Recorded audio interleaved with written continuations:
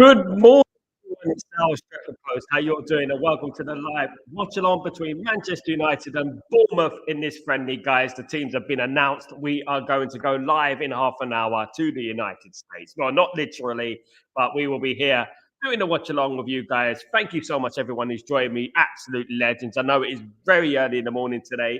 Very early in the morning. The teams have been announced. Look, somewhat underwhelming kind of team though. It's not the team that I thought it would be, but it is a little bit underwhelming. Let me get into the team lineups quickly. So I haven't got all my graphics with me today, but let's add this to the stage. So we've got Manchester United's team is Heaton, Dalot, Maguire, Mount, Bruno Fernandes, Rasmus Højlund, Dorgu, Yoro, Ahmad, Casemiro, and Shaw. I mean, no excitements there. Then is there no excitements? No Cunha and no Mbumo today, of course, guys. On the bench, we've got Ben Mee, Dalot, Fredrickson, Heaven, Leon, Monroe, Collier, Fletcher, Kone, Mainu, Ugarte, Mantata, Williams, and Obi. So on the bench, we have not got any new players really in regards to signings. It's a little bit surprising today that we haven't got Cunha and we haven't got Mbumo. I'm a bit disappointed about that.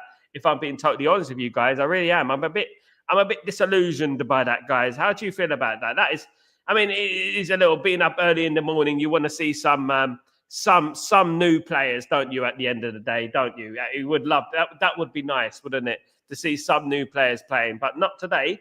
No excitements for us today, guys. We've got the ordinary bunch. We've got the guys that have been there flattering to deceive for a very long time, haven't they? Let me just say good morning to Marky Mark. And thank you so much for coming a member. You absolute legend. Thank you so much, my friend. I hope you're doing well. Welcome to the stream. Whoever is up. Thank you. Everyone is up. These are the hardcores, of course. Ciao. Good morning. Same team that lost UEFA in Japan, apart from Anana Mazu is speechless. Cheers, ciao. Good morning.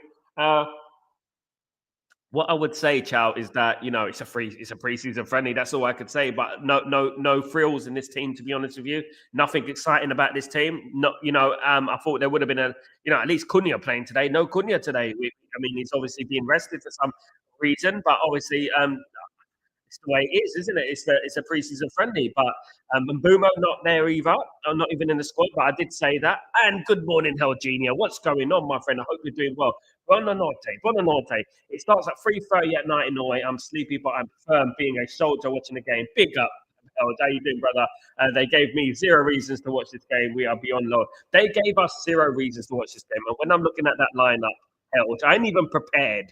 I'm up early in the morning. Today, where I am, it's 5 o'clock in the morning. The game kicks off at 5:30.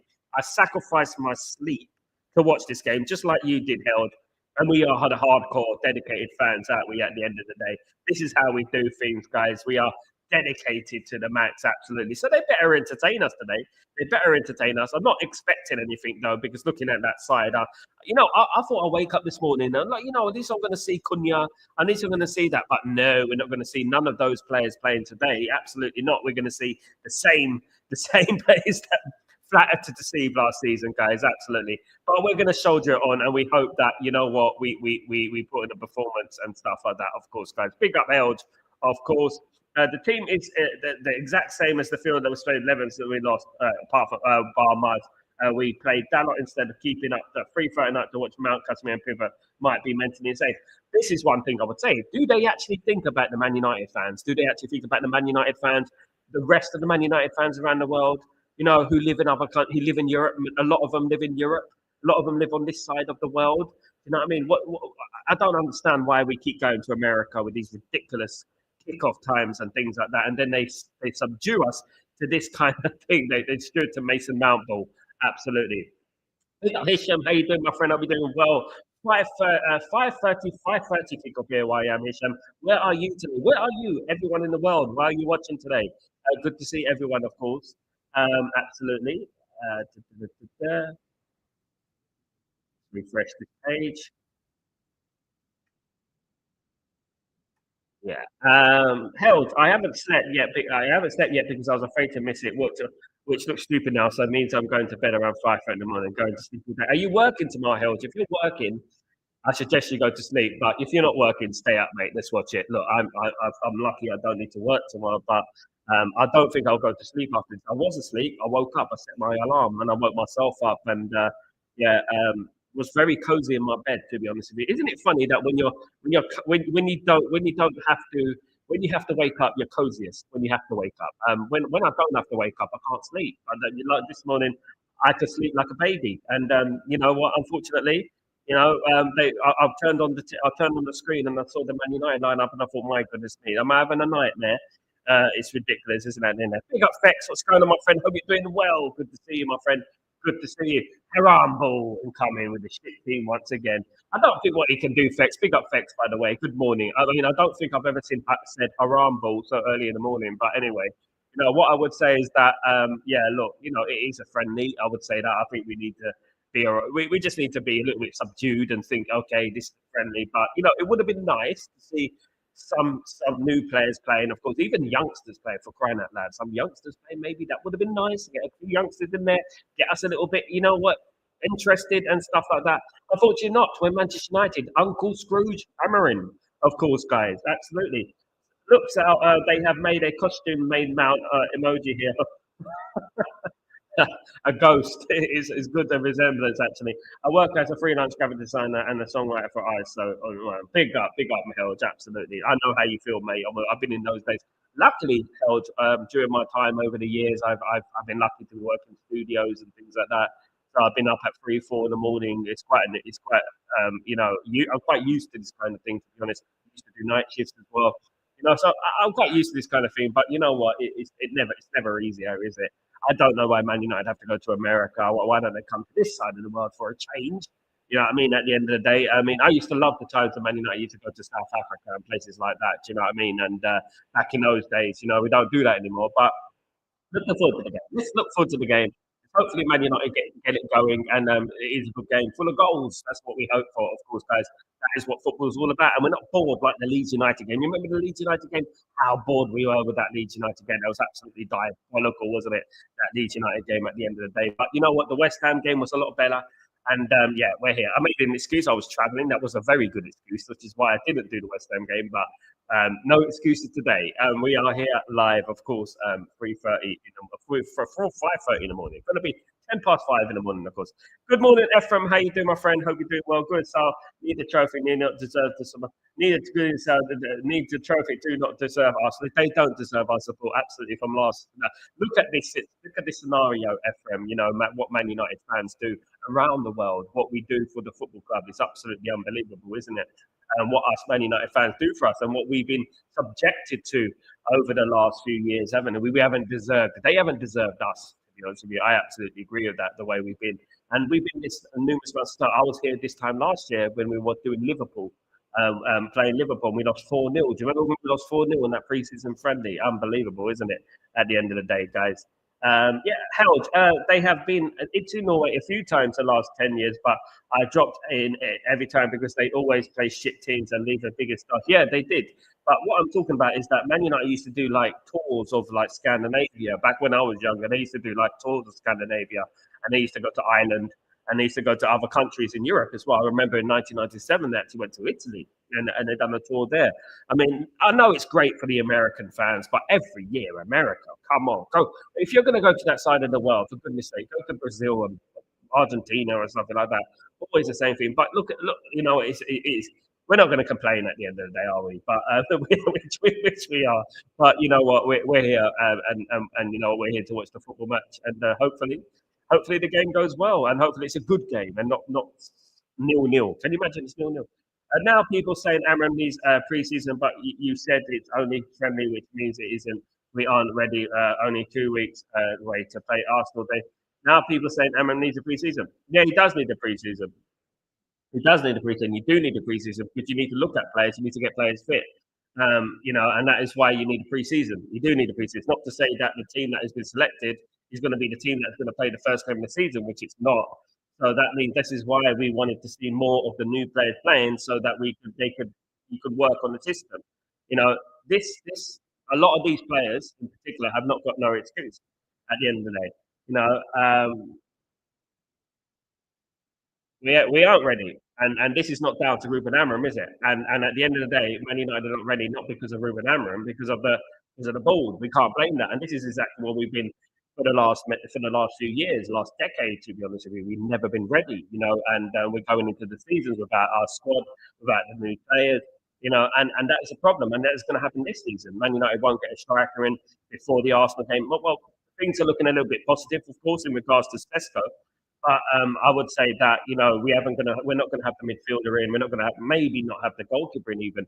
There is huge rumours about obviously sending the men's. I'm going to speak about that on Breaking Dawn and stuff. But yeah, look, you know what, we have to do. Elge, oh, I didn't know that Europe our tour sounds awesome. That was probably before my time. I was born in 1994.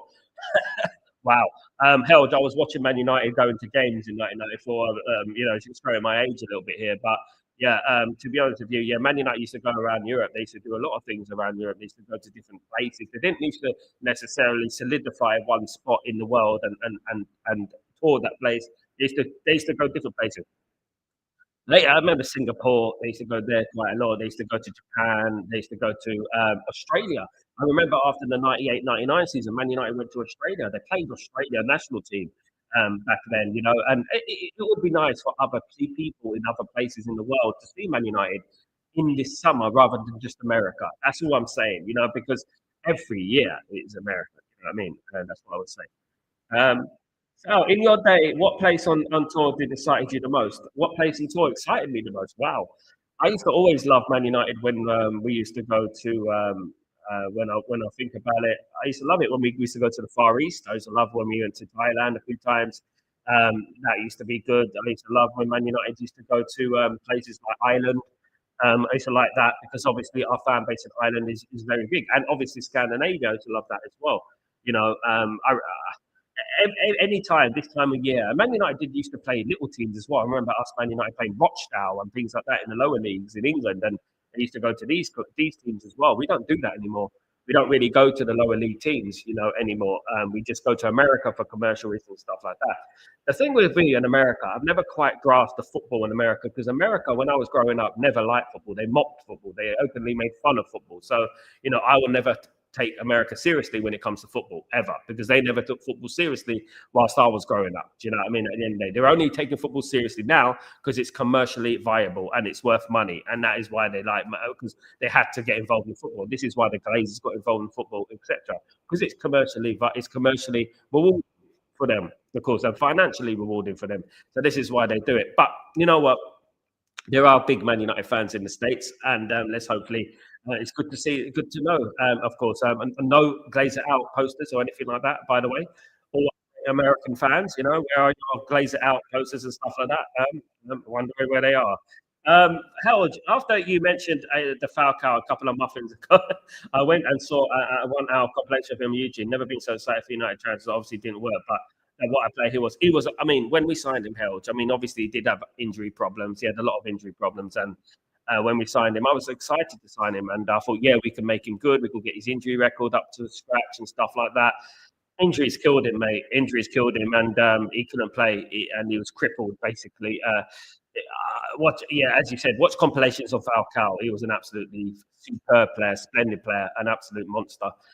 Finishing wise, heading, striking, running, skill, everything. He was a great player, absolutely held. I mean, a very, very generational striker. Fortunately, he had his injury problems and stuff like that, which obviously became it happens, doesn't it? Absolutely. Chow, would you prefer Sesko or Watkins? At the moment, Chow, the way things are going, where I believe Man United are likely to sign Sesko, I think Sesko's the best choice. And I think most of us agree now. I think I wouldn't be opposed to signing Watkins because of his experience and things like that, but I do have a feeling about Sesko. I don't know what that feeling is, but it is quite a positive feeling about him that, we can make him into this world-class striker. I think Ruben Amorim will work well with him. It is, however, not Ruben Amorim's first choice. It's not Ruben Amorim's first choice, and I know that officially is not his first choice, but it is a Vervel signing. This is one of the reasons that Vervel will. This is one of the reasons why Sesko will be because of Vervel, because Vervel is good friends with Sesko and stuff like that. But yeah, at this moment in time, I would say I'm edging towards Sesko, but I wouldn't be unhappy with Watkins or Sesko. But it does look like Man United are not going to sign Watkins now. Absolutely not. Good morning, Ephraim. How you doing, my friend? Hope you're doing well. So, what do you think about Sesko? I see the negative deploy inside. Ephraim, let them be negative. At the end of the day, what can you do? You know, you could either be negative or you either could be positive. At the end of the day, before the guys even put pen to paper, before the guys even kicked the ball for Manchester United, people are already writing him off. But let them write them off. At the end of the day, it's up to him to prove those people wrong, isn't it, guys? People will always have their issues with certain players. Even if it was Watkins signing for Man United, they would start saying, "Oh, he's too old, he's too much," and everyone's going to have their opinion, and everyone's going to be upset. You can't make everyone happy at the end of the day. In my opinion, Sesko was never going to be my first choice. Watkins was never going to be my first choice. They weren't even in my top four.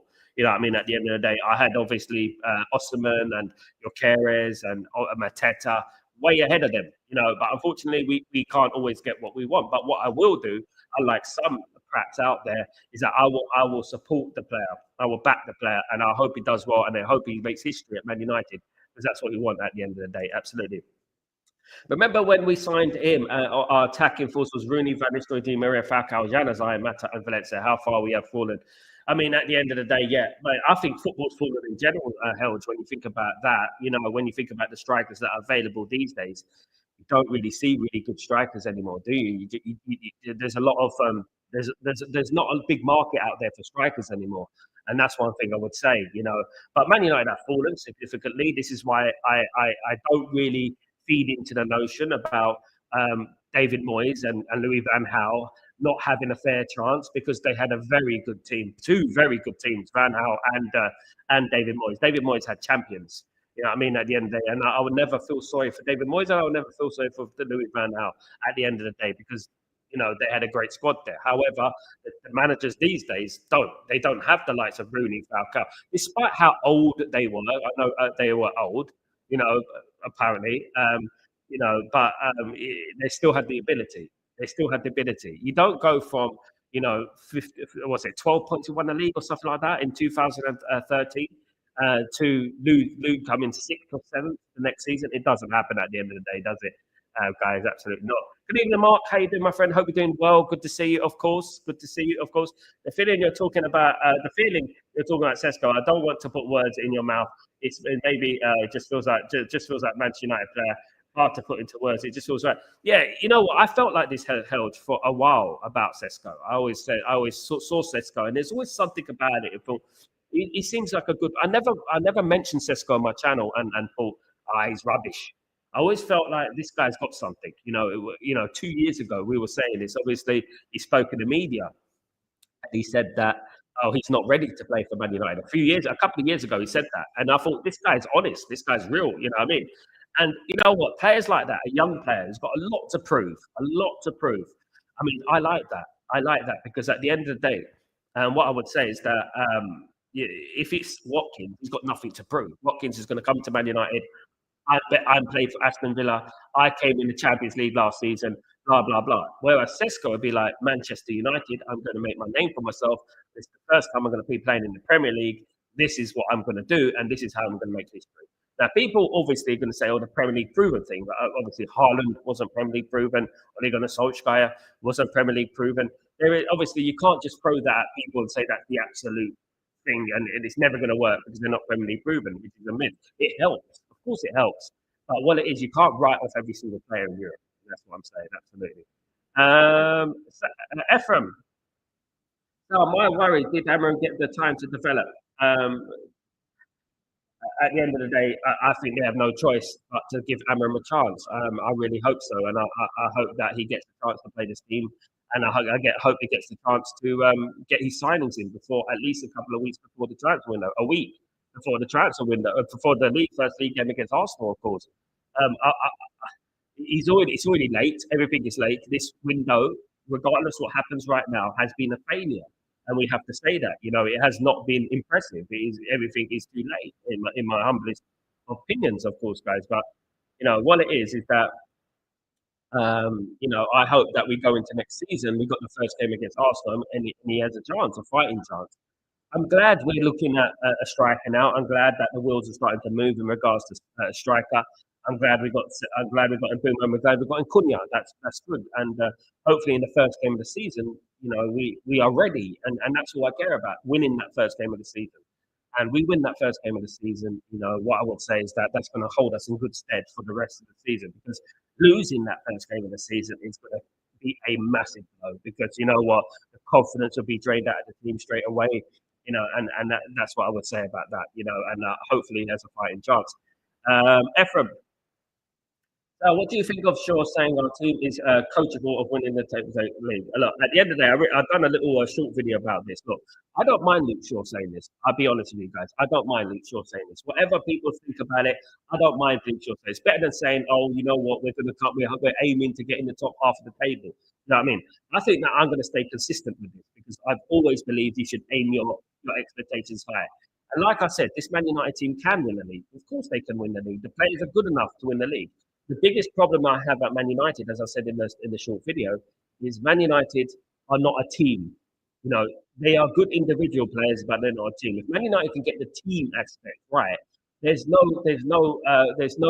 place we can't go. There's no ambition that we can't have.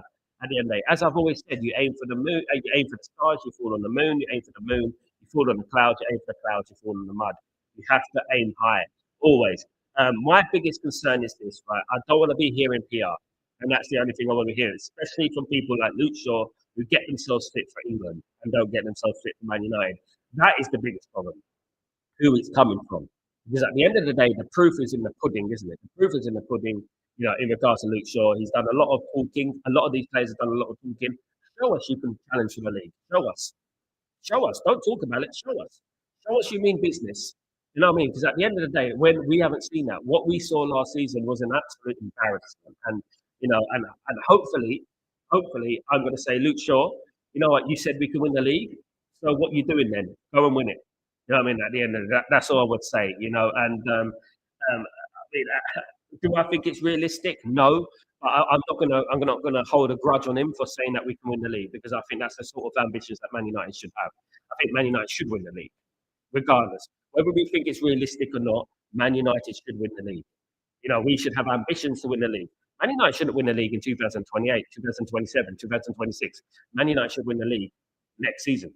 We should, even though it's unrealistic, Man United should always have the ambition to win the league, because you lower your ambition, you're only going to go lower, especially with this team. You're only going to aim, you are what you aim for at the end of the day, what I would say.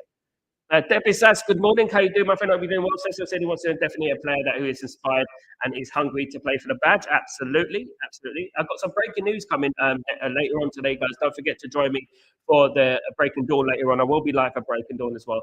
I've got a feeling it will be Euro's breakout this year. Euro's breakout this year. Absolutely. I think he had a fantastic season last season, Mark. I really do think that. I think Dorgu will have a good season next season. This is the thing, is that a lot of the problems at Man United are not the defenders. It's not the young players, to be honest with you. And we got very good young players coming through. Like I said, Aiden Heaven, Euro, of course. We got two very, very good young players right there, just there. Do you know what I mean? At the end of the day. And Dorgu, Euro, and Aiden Heaven. Three of generational defenders for me. Absolutely. Three generational defenders, I believe. Let me just have a look at this. Let's have a look. So let's put this up. Helge, it's like Evra, Vidic, Nani, some Partridge, just some foreign players for free, and just feels like they fit without us saying any easy. Just says it. It just didn't. And we used to have this Helge a lot of the times under a Sir Expector. We used to have this feeling that it just working out. It just works, doesn't it? And it just like a jigsaw. It just fits, doesn't it? At the end of the day, and we used to have this back in the day, of course, guys. Absolutely. When we were under Sir Alex Ferguson, players used to come in, and sometimes, majority of the time, I know sometimes it didn't work, but majority of the time it did, and you didn't even notice. Like Jason Park just fitted in like a glove, and it was like a smooth transition into where he came from and to England and stuff like that. And it was always the same with all the players that we signed with, not all the time, but a lot of the time. And Sesko, you do have that feeling. Sesko, remember this guy. Sesko's been playing in Germany and Austria his whole life, right? He's played for Salzburg, he's played for Leipzig and stuff. He's been playing in those countries his whole life. Now, this is his big opportunity here. This is Sesko's big opportunity to go to a proven Premier League elite club, right? And you know what? And this is the first time he's going to move out of that area of the world. So this is his chance. This is his chance. This is his chance to change his life. This is his chance to make history with Manchester United. And I admire him for choosing Manchester United. As Jan Agafjortov said, was it Jan Agafjortov said? Jan Agafjortov said, the ex Swindon player, by the way, but he does work on ESPN. He said Sesko Newcastle is what Sesko has what Sesko wants, but it's Manchester United that he wants. If you know what I mean.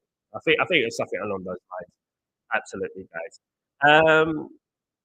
Ephraim, now, do you think Sesko will be available for Arsenal games? At the moment, I would say, way things are going at the moment, no. What I would say is that unless he can get in next week, obviously within as soon as possible, to be honest, I would have to wait and see. But I'm hearing a lot of news coming through. I am going to be on Breaking Dawn later on, be talking about it. There is a lot of news coming through to me. I will get some news probably later on, 7 o'clock my time. So I will be probably getting some news on, and Breaking Dawn will be coming on, and I'll speak about that more in depth, of course. That means the front three are in love with United. It's a good sign. It is a good sign, Dabizaz. It is a good sign, and we have to take the positives from it. I said yesterday. I said that if at the end of last season, right, for argument's sake, at the end of last season, we said that Man United will have Mbumo, Cunha, and Sesko up front. What would you say about that? Be honest, guys. What would you say if I said to you, Man United are going to have Mbumo, Cunha, and Sesko up front next season, right, in the attacking trio? And what would you make of that? Would you be excited? For me, I'll be honest with you. As I said, I'll be honest with you. I would say, wow, it's not bad. I'll say that's not bad. To be honest with you, it's a lot better than what we had. I would say that, to be honest. Held only 7 minutes left until we see Mason Mount. Oh, goodness me.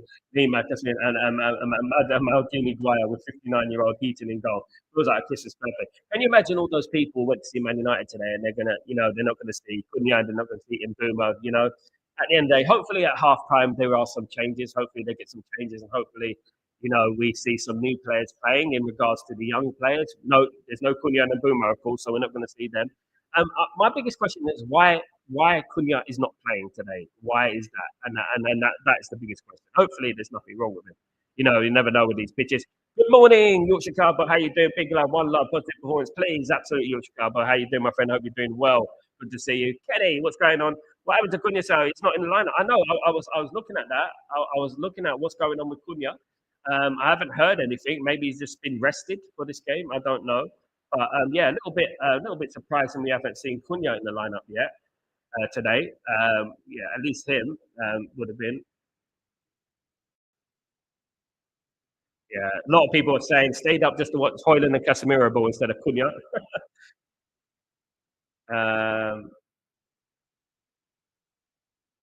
Yeah, look, I'm just trying to find out some of the news in regards to Cunha. If there's any news, anything going on at the moment.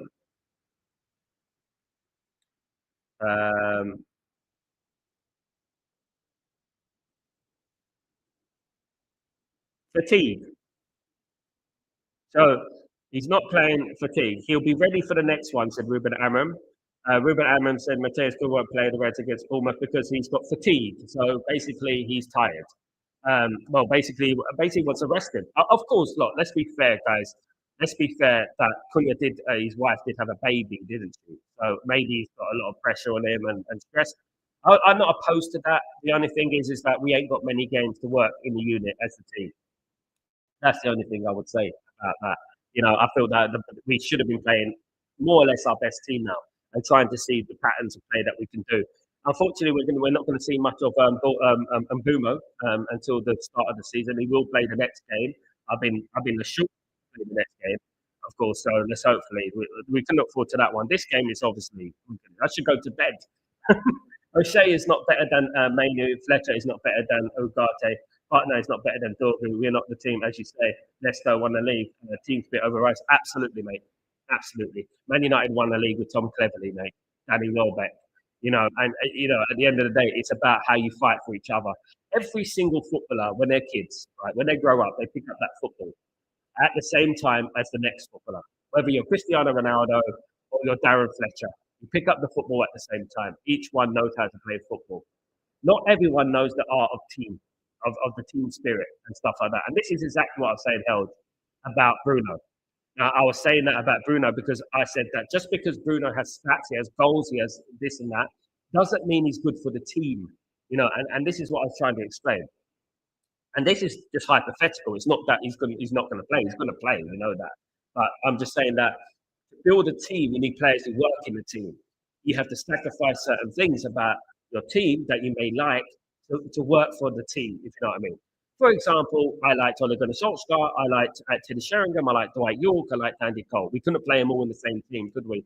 We had to pick two, and that works for the system, and that's what I would say about that.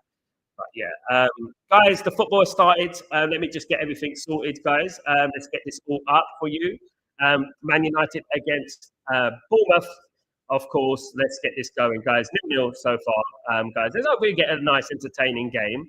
Let's hope we get this, guys. Let's hope we get a nice, entertaining game for a change, and Man United actually entertain us today.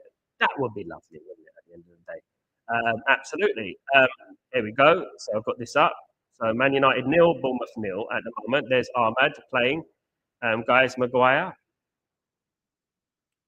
So yeah, it is a Bournemouth. It's a Man United. There's Mason Mount. It is a free kick to Man United already in the game, guys. It is a free kick to Manchester United. Mason Mount is going to be taking a free kick. I'm sure Bournemouth will be up for this game. Bournemouth, they'll probably be like, you know what, we're going to cause an upset today. We're going to cause an upset today. I'm sure Bournemouth will do that. Sorry about the scoreboard, guys. I'm trying to fix that. I'm trying to get a new scoreboard and lineup situation going on for you guys. I'm going to get a nice professional one going for you guys because you know what is it's difficult to do. But I'm going to get that sorted out. There you go, Dalot, corner to Manchester United. There you go, Dalot doesn't look happy. For some reason, guys, he doesn't look happy. Never look. Well, you know what I mean. You know what I mean. I've read that Cunha is tired after counting his wages.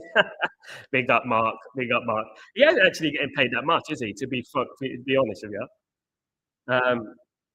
There's Luke Shaw on the ball. Luke Shaw, the champion. Luke Shaw, who said to win the league next season. You know what I mean? There you go. Luke Shaw, Heaton in goal. Heaton's, but Heat is on for Heaton, definitely.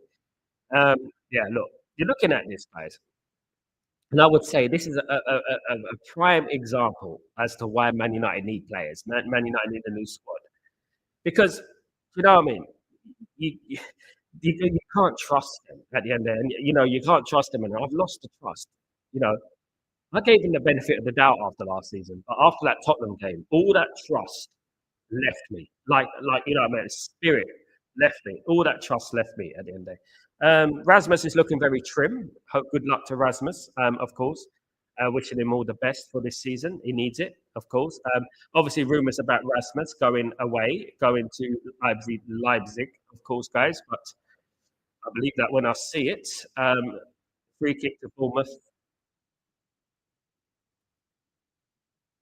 Dabizas.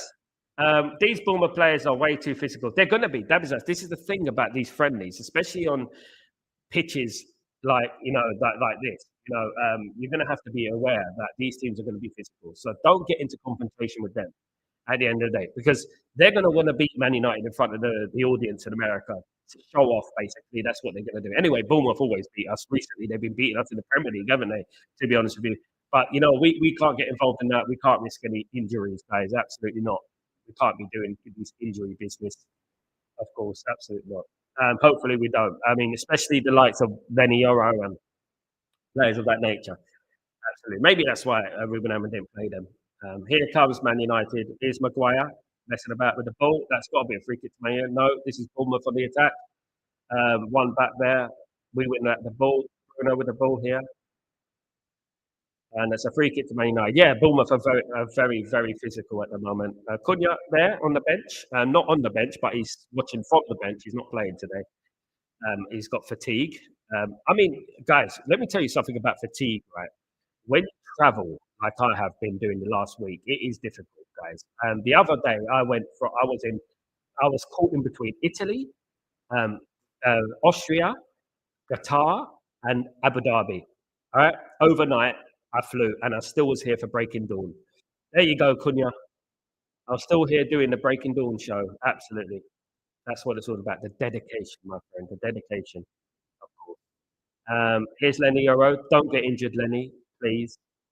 We don't want any twists and turns and things like that. We don't want any injuries going on, of course. Guys, oh, free kick to Bournemouth again. Bournemouth are playing the dark arts. Don't want to see that next season. Bored of that sort of stuff, of course.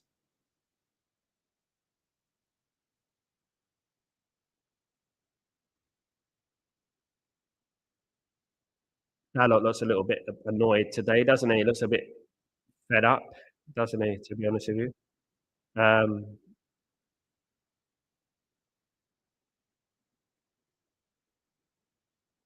Here come Bournemouth on the attack now. Nice little ball there. Semenyo with the ball here. Um, yeah, Bournemouth. Bournemouth are not a bad outfit, to be honest with you. Bournemouth are not a bad team, if I'm being honest. They're quite capable, you know. It's already concerning looking at this game so far that Bournemouth have kept more of the ball. You know, they're keeping the ball better than us. We seem to sit back. You know, we seem to sit back too deep, in my opinion. But yeah, they're seeing too much of the ball, Bournemouth, at the moment. Obviously, the same players were playing last season for Man United. Not surprised. Um, yes, Harry Maguire to calm things down, as you do. Um, yeah, Man United fans, we deserve a little bit of success. Look, I mean, I applaud every single Man United fan in Europe, in the Middle East, where I am. You know, waking up 4 o'clock in the morning to watch this game. Some of us 3 o'clock in the morning, some of us 4 o'clock in the morning. You know, I applaud every Man United fan. This is what Man United fans are. At the end of the day, they're the best. You know, and Man United fans deserve the best. To be honest with you, if I'm being honest, if I'm being real about it, absolutely. Helge, everyone here liked and subscribed Sal's dedication. If only United is great. Thank you so much, Helge. And likewise to you, mate. Every single one of our Man United fans here with us right now. You absolute legends. Kenny, Helge, Dabitas, Mark, all you guys. Much love to you. You know what I mean? This is what we are. We're Man United, isn't it? You know, this is what this football club needs to understand. What we do every single day. You know what I mean? We dedicate our life to this football club. You know what I mean? At the end of the day, absolutely. Big up, Kenny. Big up, Helge. Van Gaal was probably my favourite post-Berger match. It's not the best bunch of picks, but I just think he was the box office, never afraid to speak his mind, always going. What I think I would say, Helge, I think we were very unfair to Louis Van Gaal when we sacked him after the FA Cup. Although I would say that when I was going to Old Trafford during them times and Van Gaal was the manager, people were leaving at half time. People were so bored. Could you believe it? People were leaving at half time. I couldn't believe it. It was just his football was a little bit boring. But then again, I just thought, I think that again that was a project that we cut short too early, in my opinion. But we made the biggest mistake. The biggest mistake Man United made was getting David Moyes in. That was the biggest mistake, in my opinion. Was getting David Moyes into the football club. You know, he was never going to be the right manager for Manchester United. When Alex Ferguson left, I felt that it should have been either Jurgen Klopp, Pep Guardiola, Ancelotti, someone of that ilk, in my opinion. But unfortunately, we got David Moyes. Yeah, which was a big mistake. I mean, Alex Ferguson chose that, obviously. Like I said, guys, like you said the other day, Helge, about Luke Shaw and the British passport and this and that. Alex Ferguson used to like Scottish people, and that's what it was. But this is why Darren Fletcher played. Guys, absolutely, absolutely.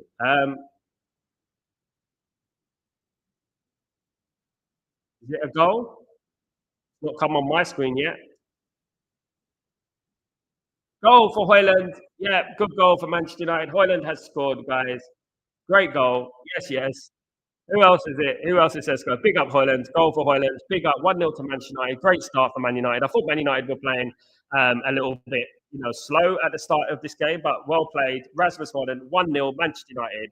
Well played, guys. Absolutely. Sorry, I was chatting away and I didn't even concentrate on the game. There we are. Rasmus Hoyland has scored for Manchester United 1-0 in the first. A good start for Man United there. Yeah, fair play. Fair play there. Rasmus Hoyland has done it. Like I said, guys, this is Rasmus Hoyland's season. This is Rasmus Højlund's season at the end of the day. This is how it is. He's the one. He has to make sure that he's ready this season. Get right footed, crossline. A great right footed. I mean, great goal from Dorgu, guys. Again, Dorgu's got this season, guys. What have been saying, Helge, about Dorgu? Dorgu this season, absolutely. He's going to be fired this season, guys. Absolutely. Great ball by Dorgu. Absolutely brilliant ball by Dorgu. And 1-0 to Man United. Can't ask for anything more. Absolutely. Great cross.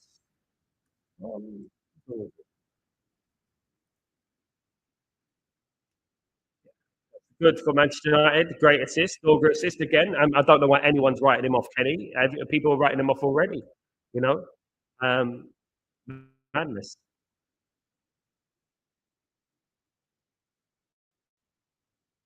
Yeah, good start. Nice to have a goal early on. This is a goal kick for Man United at the moment. Um, Passing out from the back. I'm a bit worried when we do this.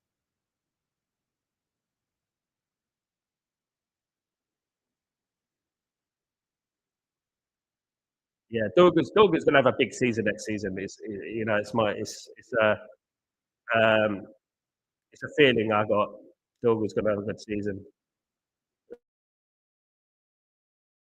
Man United guys is that when Man United score, sometimes we get this little boost. You know what I mean? Not even 1,000 Red Bulls, we get boost, but then it dies down. You know what Red Bull does? When you drink Red Bull, you get that immediate boost, and then you drop. That's why I haven't drank it for so many years. You crash, don't you? Man United generally do crash a lot of the time. Helge, I'm very okay with people not knowing how good Dorgu will be this season. It's like our own perfect little secret. He is so class. Big up, Helge. I agree. I mean, I've seen some abuse on the airwaves that has been absolutely unforgivable, unbelievable. By the way people going. Good morning, Asif. How you doing? Welcome to the early morning stream, guys. Thank you so much for joining, Asif, the absolute legend. Thank you so much, my guy. Hope you're well. Hope you're enjoying the game. Man United the score already. It's fantastic news, of course. We've got some good news. It's always good to have good news. It's not always good to have bad news. It's always good to have some element of good news in it. But great crossfire, Dorgu. Please for him. Chuffed for Dorgu, of course. Absolutely. Very, very chuffed. Hopefully, Man United can go from strength to strength. We're looking pretty sharp, though. We are looking sharp. But you know what? You know the thing with preseason Perlo and all. Remember that? Remember that, guys? When Pereira would turn into this world class player all of a sudden and everything like that. You remember those days? Yeah. We can't fall for that. Go pick to Bournemouth. We can't fall for that anymore. Hopefully next season we're gonna have a better season. You know what I mean? At the end of the day, hopefully it'll all be good next season. Um, How is this match going? I just joined. It's going away. Man United started slowly, yes, but a great cross from Dorgu and a good finish from Rasmus, to be fair. It has put Man United 1-0 up. And yes, slow start, but typical friendly. Disappointed, though, about not seeing Cunha and Bruno today. But, it's a good chance for these players to exert themselves and show themselves, isn't it? At the end of the day. Dorgu did not get one assist goal in the Premier League last year, but looks like part of a. I mean, you have to put it into context, Mark. That he did join in January. You know what I mean, he joined in January in a new team, in a new environment. It didn't have a preseason. Working with the likes of Rasmus and that up front. So you've got to cut him some slack a little bit, don't you? At the end of the day. For their first preseason, Perla, remember Nick Powell? He was so good in every preseason, then loaned him out. God knows he was very mid. I mean, that's another signing that Alex Ferguson. Some signings Alex Ferguson signed did not work out. Nick Powell was one of them. Didn't we sign him for Wigan or something like that? Yeah, it didn't work out, to be honest with you, and hardly played. Hardly played. Yeah, a lot of players did become world class at preseason because it's a mentality thing, isn't it? Some of these players are good at playing without pressure.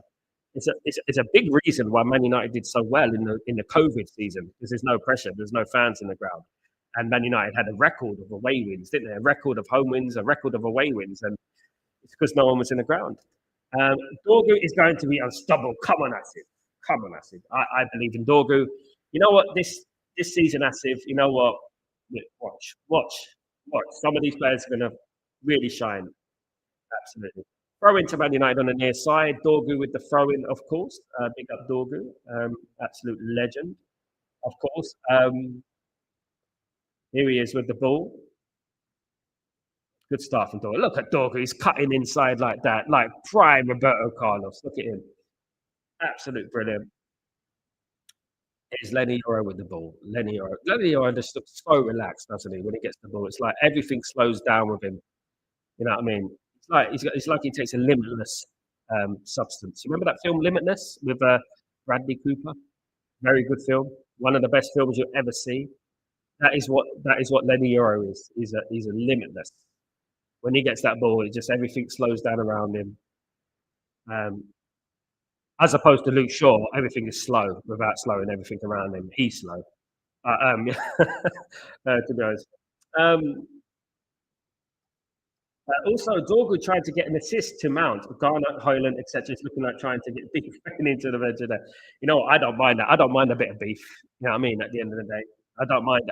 I like that little bit of competitive edge. And you remember when Andy Cole and Teddy Sheringham hated each other? Um, Yeah, great tackle. What I would say is that Kenny, um, it's World Cup season, Kenny. Don't forget Luke Shaw, World Cup player. He's always there for the World Cup. He's always there. Mickey, um, Sal, a request. Most of you want your views, not your views on Held and others. Please send 100 comments. Sal, a request. Most want your views, not your views on Held and others. I mean, I give everyone. I respond to everyone, Mickey, every single one, and I give my views. Just because Held sends more messages, I respond to him. You sent me one message. Let me have a look. Let me have a look. Mickey, I don't see any of your messages from the start to the finish. And if you give me what you want to talk about, my friend Mickey, I would answer it. Asif knows that. Everyone knows that in my chat. I respond to everyone. Absolutely. Big up Asif, by the way. Yeah, big season for Luke Shaw. Yeah, it is World Cup, yeah, of course. So he's going to be up for it, of course, guys. So we're going to have to wait and see. Kenny, great tackle. Yeah, absolutely. I answer everyone, Mickey, every single person. I don't just answer one person. I'm not that sort of guy. Yeah.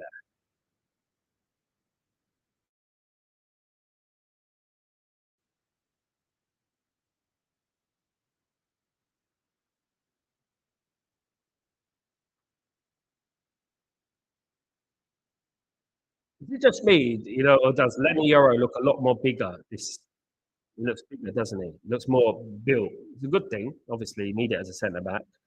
He does look a little more bigger. He looks bigger than Heaton. Heaton looks like a small guy in goal, doesn't he? He doesn't look big as a goalkeeper. Oh, nice play from Ahmad. Oh, come on, that's a foul.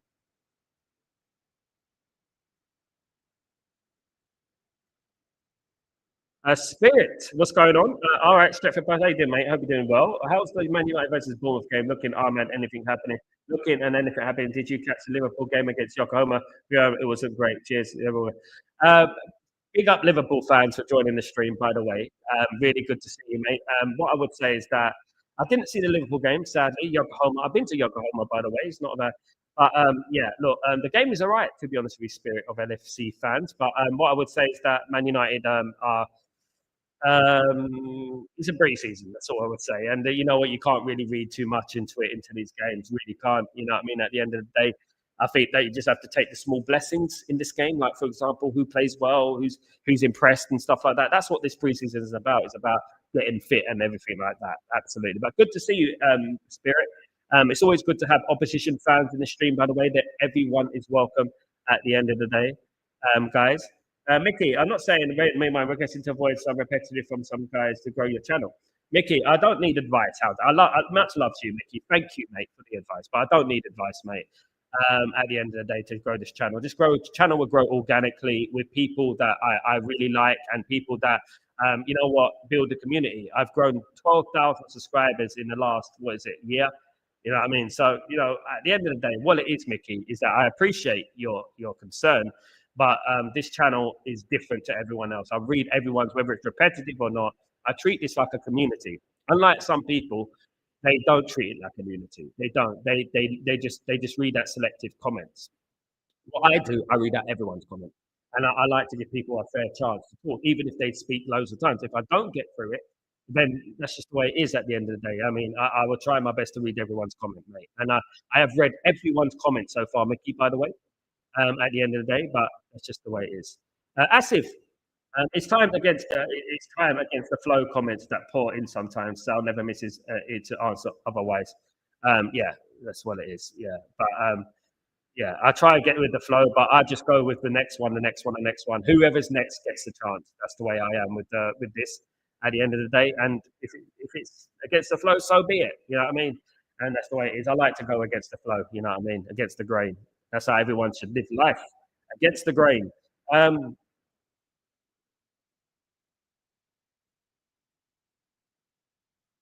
appreciate it whilst you can. Appreciate it whilst you can, guys. Remember that. You know, big things happening on this channel.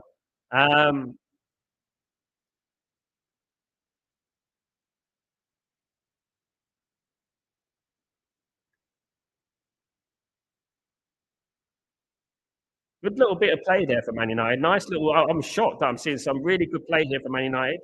Oh, gave away the ball in the last pass was a little bit sloppy.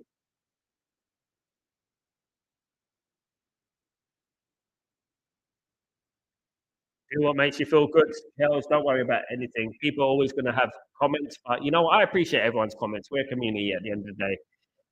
You know, and Helge, I like Helge. Helge has been here for a long time, every single watch along and stuff. So I read out everyone's comments, but I don't give anyone any preferable treatment. Absolutely not. But you know what?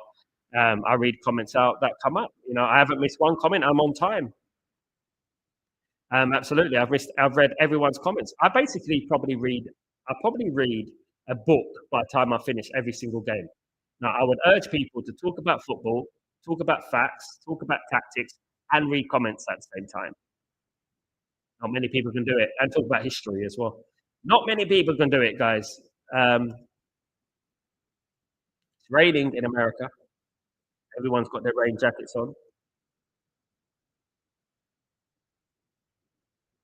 Yeah, it's windy as well. Is it Chicago, the windy city? Of course. I've been to Chicago. Um, Big up Asif. Much love to you, brother. It is raining in America. I mean, we're talking about the weather. That is not a good thing, is it? When you start talking about the weather, that is when it really does become repetitive. You know, when we do start talking about the weather, it is raining there. Hopefully, we get no injuries. That is my biggest concern about it, to be honest with you. But remember, guys, this is a warm up. So basically, not only Man United are warming up, I'm warming up as well for the season ahead because we've got a long season ahead. We've got loads of games to cover. I'm going to be. I mean, obviously, Man United are not in Europe this season, so I'm going to be covering other teams as well, just to work every day, basically, try and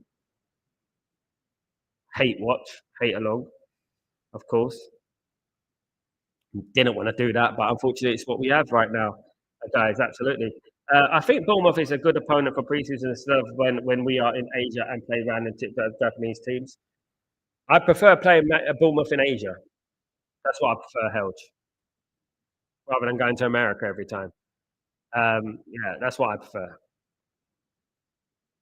Or the Middle East. Wouldn't it be nice if Man United went to the Middle East for a change? And let me tell you why Man United should go to the Middle East, Helge. And guys, in the community, let me tell you why Man United should go to the Middle East. Man United should go to the Middle East. Just like the reason that boxers go to San Francisco for training. You know why? It's summer hot heat training. Heat training. So if they came to the Middle East, they would have heat training. And what does heat training do? Heat builds your fitness, makes you lose weight, keeps you trim. We go to, you know, at the end of the day, and that's why I would say come to the Middle East. It will give you a completely different environment. And I think that's what they should do at the end of the day. Asif, Sal, did you see the spectators' numbers in this United versus West Ham match? 83K, 83K for the cup match. This is the stats of United. Asif, you know what I was talking about? I was talking to this about Jamie Jackson. He's a reporter. He's been on the channel a few times. And Jamie, I spoke to Jamie Jackson, and Jamie Jackson asked me, what do I think about the World Cup Championship and things like that?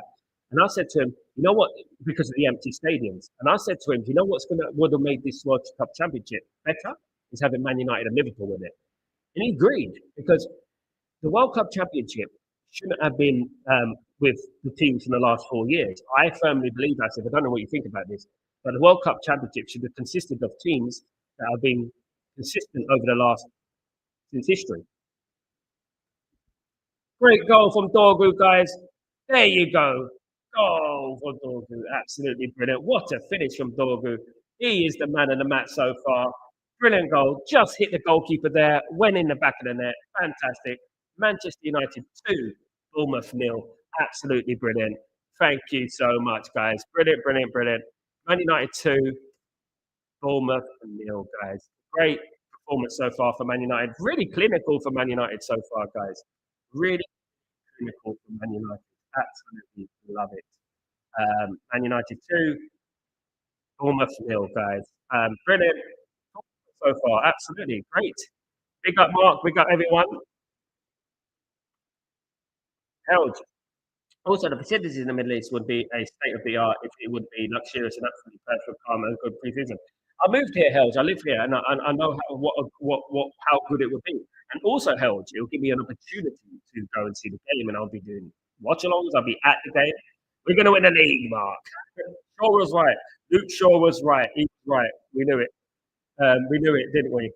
Absolutely. Man United 2, Bournemouth 0. Yeah, great start for Man United. Absolutely.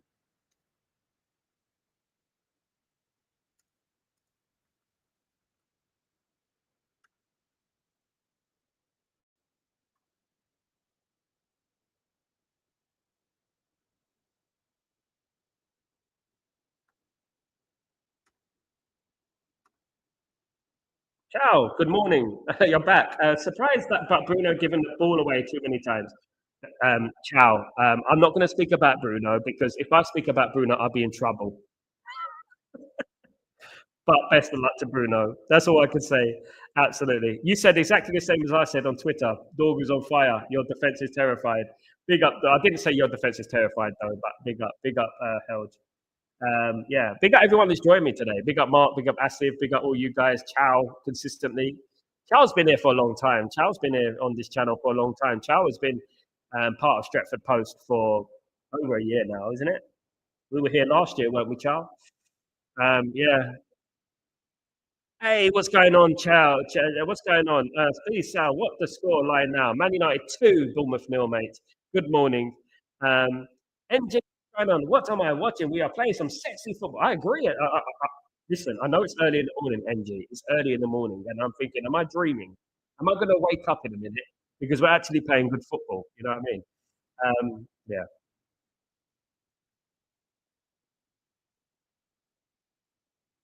Can't let Bournemouth back into the game. Bournemouth, in fairness, they would feel hard done by. They played relatively well so far, definitely. But unfortunately, that's not how the cookie crumbles, is it? Yeah, 28 minutes gone, guys. Man United 2, Bournemouth 0. Yeah, Rasmus Højlund with a goal earlier on, and Dorgu with the second. Dorgu's got assist and a goal so far.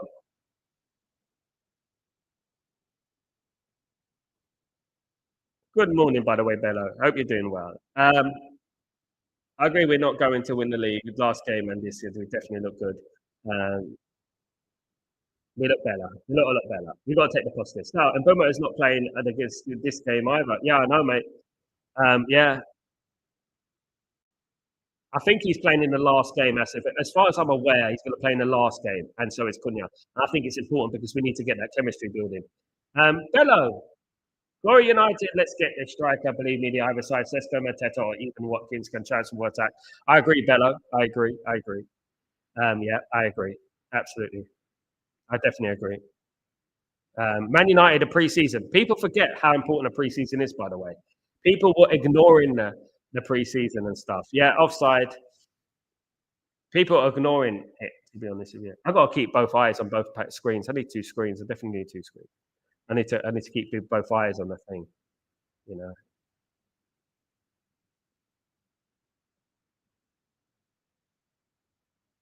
Oh, that's a lot. That's a nasty challenge, actually. Yeah, it was just offside from Bournemouth, but yeah, it's a good finish, but it was just offside, literally inches. That was a good call by the linesman, by the way. Good linesmaning. Good linesmaning. That was good because that was a tight call. No VAR, of course. No VAR at all. Here come Heaton, kick the ball away.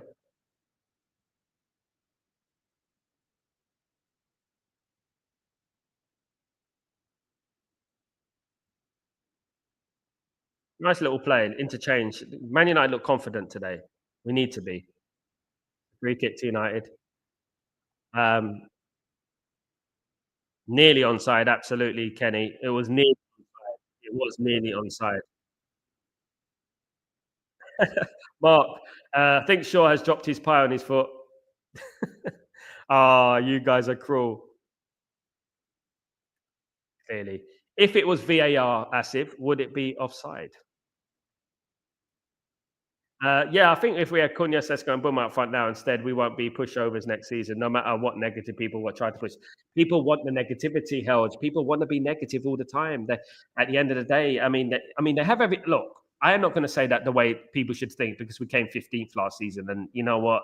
We lost the league. We lost the Europa League final to Tottenham Hotspur, a weak Tottenham Hotspur. So I'm not going to say anything right now in regards to that. But what I can say is that you can be positive sometimes about things that you could be hopeful for. Do you know what I mean? At the end of the day, you know, absolutely. His shoulder was near. I think I read that one. Big up, Asif. What minute and second are you on so I can match our game to me? I'm on 31 minutes, 33 seconds. What are you on? Everyone, I'm on 33 minutes, 33 seconds. 33 minutes, 33 seconds at the end of the day. That's why, guys, absolutely. Yeah. Um, I think I'm in the same time as you anyway. I think I'm relatively in the same time as you. Obviously, the only availability on this game is on METV, of course. So I watch it on METV and everything like that. So okay, right. So basically, anyone who hasn't, let me just have a look at this. Is it still there? I don't even know if it's still there. Anyway, I'll get it in a minute. I'll get it in a minute. Um, yes, with VAR, it was a clear onside unless the rules change. Absolutely.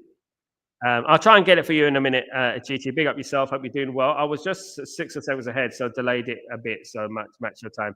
Big up, mate. 32 minutes anyway, more or less. Yeah, where's everyone watching the game? Where are they showing it? Is everyone watching on MUTV?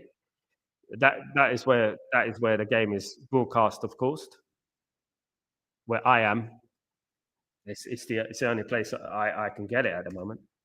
You know, is MUTV. I mean, but guys, let me tell you a story, right, about negativity and positivity. Let me bring this into it. When I was younger, I obviously saw a lot of Man United success. All good save from Heaton, corner. I always saw a lot of success. Even back then, even before social media was around, I used to go on the Man United blogs online, manunited.com, and I used to write comments on there.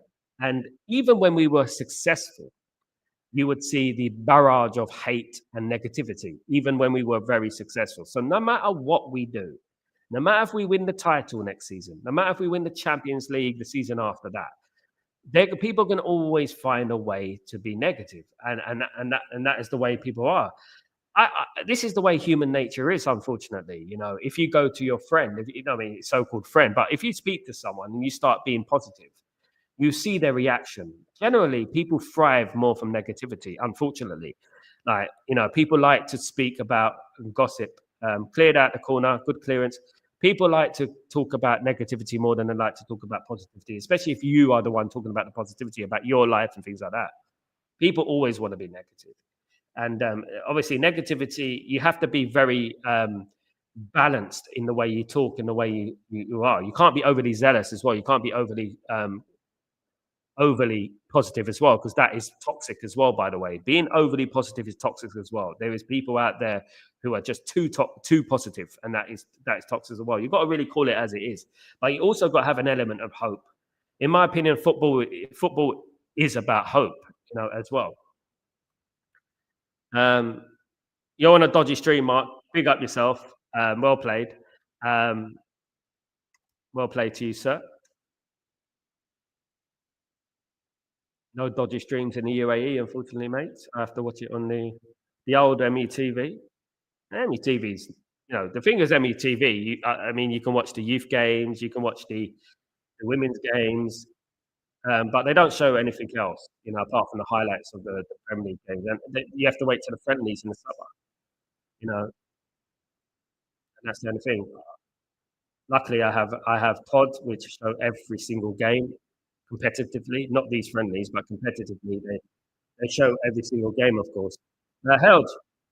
We will win the Premier League next season. We will let in we let in way too many goals. If we win the Champions League next season, cup tournaments, high at the real level. There's always bad people who are miserable and negative. I feel sorry for them. Football's a beautiful thing, Helge, and at the end of the day, look, man, look, if anyone should be negative and miserable and angry, it should be us. I've been a Man United fan since the late 80s, Helge, as you know. I've banged on about it a lot of times, but I should be the one with standards looking at Man United thinking, you know what, we're rubbish, we're this and this and that. But you know what, you have to enjoy it sometimes. You have to enjoy football sometimes. You have to enjoy it. Try and enjoy it. Smile whilst you still have teeth. That's what I would say about it. Smile whilst you still have teeth, guys. Absolutely. Sorry, the scoreboard is not up. Let me just put that back up. Um, 36 minutes gone. Just coming up to 37 minutes. It's Man United 2, Bournemouth 0. Nice little run out for Man United. I wish this was the Premier League, by the way. I do wish this was the Premier League. I really do. Um,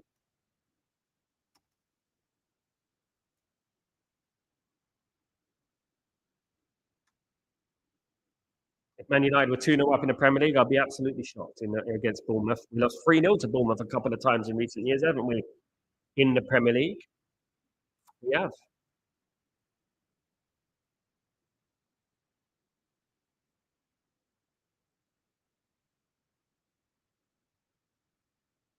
Um,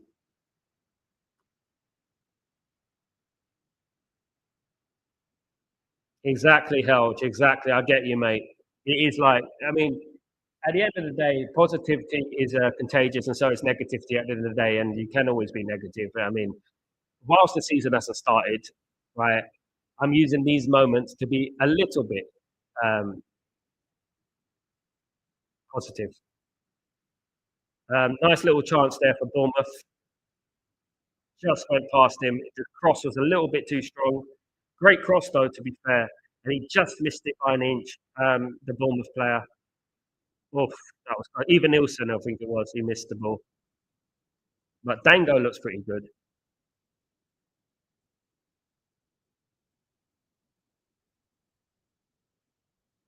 Asif, commentator just the turf is sort of uneven. The ball bounces unexpectedly. You know what that is, Asif? This is what I'm concerned about. This is precisely what I'm concerned about. This is why I don't want Man United getting any injuries, guys. One thing I don't want is Man United getting injuries. Absolutely not. Absolutely not. Place. Place. Is that how Dutch people say please? Place. Do you remember when Steve McLaren was working in Holland? Arsenal. Arsenal. You remember that? Yeah.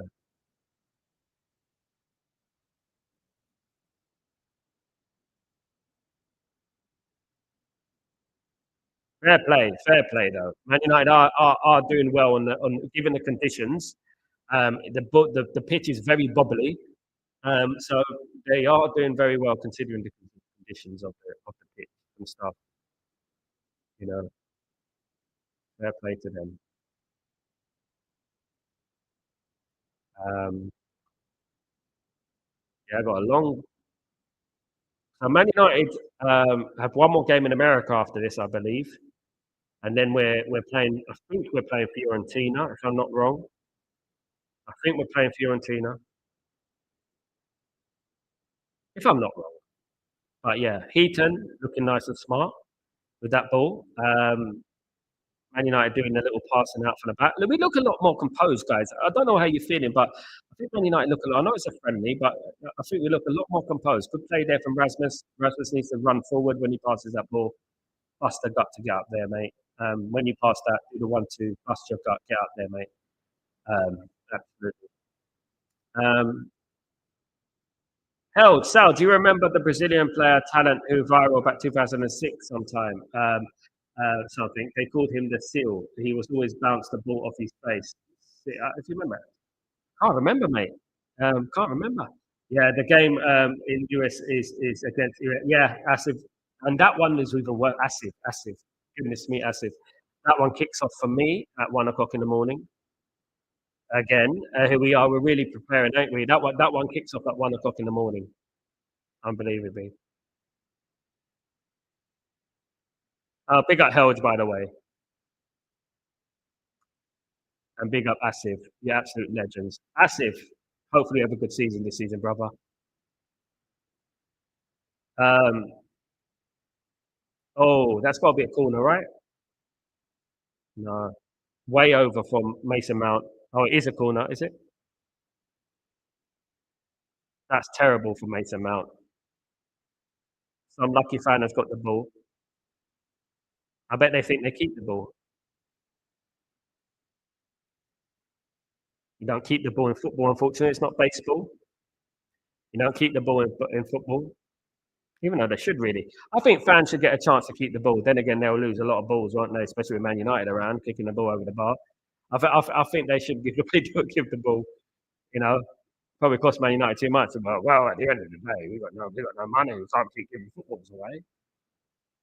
Yeah. Um, yeah, I do remember Freddie. I do. Highly rated. Never did anything held. Was in America, and everyone was hyping about him. Very long time ago now, 20, 30 years ago. Everyone was hyping about him, and yeah, didn't materialize, did it? I think Man United were interested in him briefly back then as well. That'll be 1:30 a.m. Big up. Yeah, the kickoff for me is. I've already done the thumb now. As if I think the kickoff is at for me 1:30 a.m. Yeah. So sadly as it is, let me double check that because I know well when the next game is. So I've done the thumbnail for it. So let me just see. Uh, Everton. No, no, no. It's 12:30 a.m. for me. The game will kick off at 1. That's if so. The game kicks off at 1. Um, I'll be live from 12:30 a.m. my time, which will be about 10, 11, 12, 1, 10, 10:30 a.m. I think. Um, Getting my brains working so early. I'm sure with a wounded lion like Sesko in the team, our top 5 is confirmed. So mark my words. Come on, Asif. Much love, Asif. I love your positivity, brother. It's good to have in the morning. It's not good to be stressed and anxiety in the morning, blood pressure and all that. Big ahead, Asif. If it's a 4:14 in the morning for me, I'm going to sleep afterwards and sleep the whole day. Big up, Helge. I think I will try and sleep for about an hour and I have to get up. It's 6:15 right now for me, guys. Django, not Dorgu Django. Let's sign Dango from Bournemouth. Absolutely. I think Man United need a midfielder, don't they? We need a little midfielder. I think Man United got Boomer and Cunha in the attacking sense, which is great. I think Man United are going to be strong next season. Look at that ball, the way it's bouncing. Here's Ahmad. That ball looks terrible. That pitch, it looks worse than the Hong Kong pitch. You remember the Hong Kong pitch in pre-season?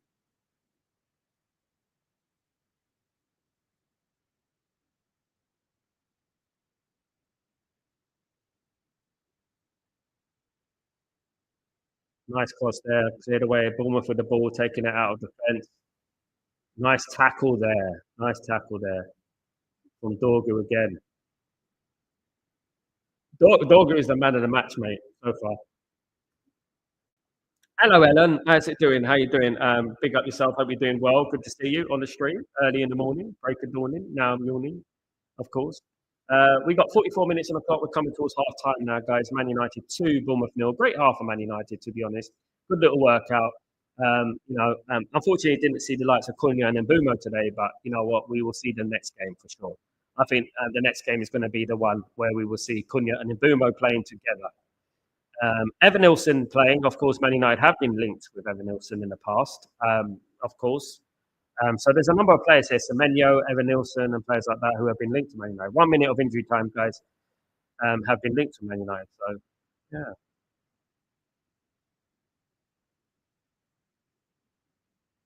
Dorgu on the floor, Semenyo with the tackle.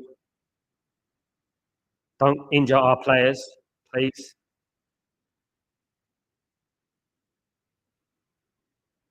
Ain't got many players. Don't put. Here comes Rasmus on the right hand side. Go on, Rasmus. Go take him on, Rasmus. That's it. No, he's lost the ball. Get the cross in, Rasmus. If you can't do nothing, get that cross in, mate. Make something of the ball. That's what I would say. Get that cross in. If you can't do nothing, get the cross in. That's what I would say about that. Absolutely. Absolutely. Big up, Pearl. What's going on? Good morning. How you doing? 10:17 in Singapore. Rise and shine. Good morning, Pearl. Good to see you. Very, very early in the morning, of course, for Singaporeans, if that's how you say it. But look, you know what? I'm in the UAE. It is 6:18 in the morning for me. This is dedication. Isn't it? This is dedication, guys. This is how you do it. This is how you do it, mate. How can I watch this match live? You either have to go to what I would do, Emmanuel, my friend. You either subscribe to MUTV or you get a bootleg thing. Now, I'm not going to promote that. Right? Or you can go on Twitter. Maybe someone will be broadcasting it. Big up Danny B. What's going on, my friend? Hope you're doing well. Big up Asif, my friend. Thank you so much. Half time. And big up Danny B. Big up yourself. Hope you're doing well. Man United 2, Bournemouth nil at half time, guys. A relatively good performance for Man United. Did start very slow in the first half, but you know what I would say? Not bad. Not bad. Very clinical for a change. Man United scoring 2 goals, and to be honest with you, it's been all right. Bournemouth have had the majority of the play, if I'm not wrong. I think they've been better on possession, but Man United have been more clinical, and that is what matters the most, isn't it? At the end of the day, that's what matters the most, in my opinion. Guys, absolutely. So here we are, guys. I hope you're enjoying the stream. I hope we're having a good little chat here, a little chitter chatter. That's what this community is about at this time in the night. This is my pre-season because I'm getting ready for the season. I'm getting ready for things. I'm getting ready for everything. Unfortunately, my scoreboard isn't working today, but that's just the way it is. Unfortunately, it doesn't work all the time, sadly, as it is. Let me have a look at this.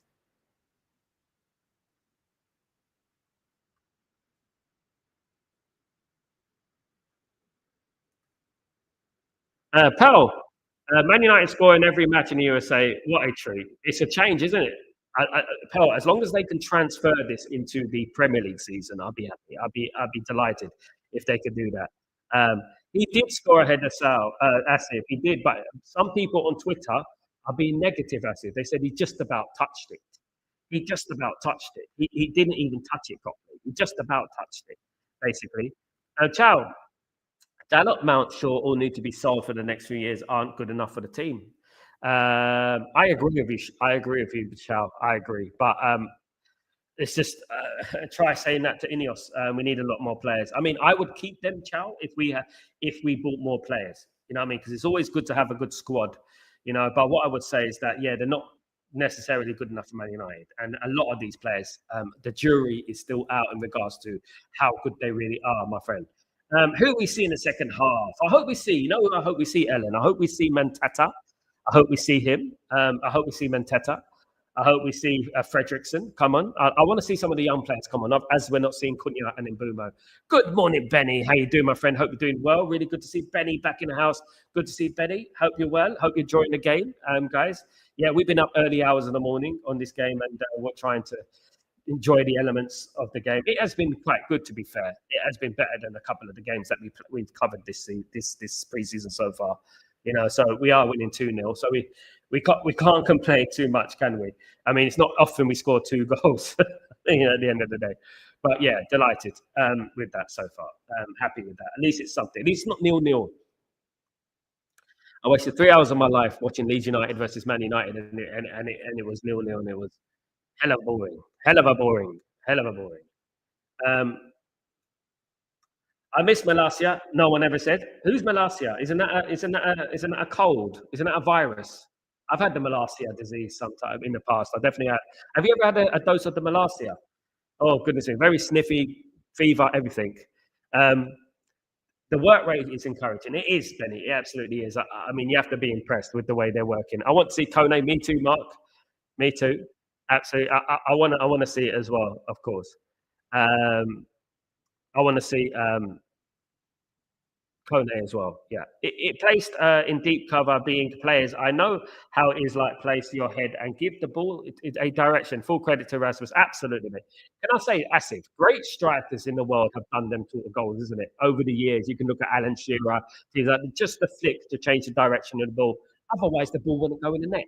And this is what people don't understand, do they? They just want to throw rocks at people for the sake of throwing rocks at people. Like, at the end of the day, look, I like Rasmus. As people know, I've spoken to Rasmus in the past on Instagram, and he's a nice fella, a nice guy. And I would say that, yeah, look, I'm going to support him whilst he's still at this football club. And hopefully he comes good. And this is where it is now. This is the season starts now. And this is where they got a chance this season, these players. They got a chance this season to make up for what that happened last season. And that's what I would say. Every single one of them have got a chance to make up for what happened last season. Because what happened last season was a complete embarrassment. A complete embarrassment. You know, never want to see it again. Wouldn't want to wish it on my worst enemy, as they say, of course. Yeah. Hopefully, we will see some changes. Hopefully, Man United will see some changes at half time. I think we will. I think Bournemouth will also make some changes, of course. I think they will as well. Um, so, yeah, it might be more open in the second half. Might be some goals in the second half, and we'll see what happens.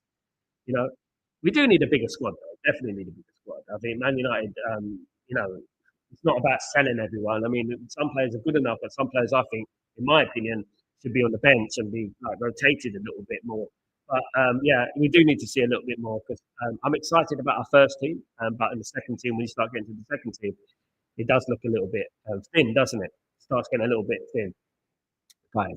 But yeah, look, guys, it does look like Man United are going to be signing a striker this summer. It does look that way. It looks very, very likely that Man United will bring in a striker this summer. Whether we have the striker ready for the first game of the season against Arsenal is going to be seen. I'm speaking to someone on at 7 o'clock in the morning today. I have no rest today. 7 o'clock in the morning. I'm going to speak about with someone about the Cesco deal. So I'm going to bring it into Breaking Dawn today, guys. Absolutely. Absolutely. So don't miss Breaking Dawn today, guys. It's going to be a good one. Absolutely. Alawak, good morning. How you doing? Hope you're doing well. I think our squad are trying to be better, and I hope they take this momentum to the next new match against Arsenal. Alawak, it's the most important thing, isn't it, my friend? It's the most important thing, starting well against Arsenal. We defeat Arsenal, it can be a momentum booster. It could be our key. If we lose to Arsenal first game of the season, everyone's going to be demoralised. Everyone's going to be down in the dumps and stuff like that. The negativity is going to be rife, and people are going to be fed up and stuff like that. Of course. So hopefully, we get this momentum and we bring it into the first game of the season. Of course. Tato should come on. Man like Tato, absolutely. Come on in the second half with his brother. Pro Tato. Big up, Mark. Mark's on it today. Mark's on fire today. Goodness me. Big up, Mark. Hope you're well. Let me just do this. 1 second. Da, da, da, da, da, da.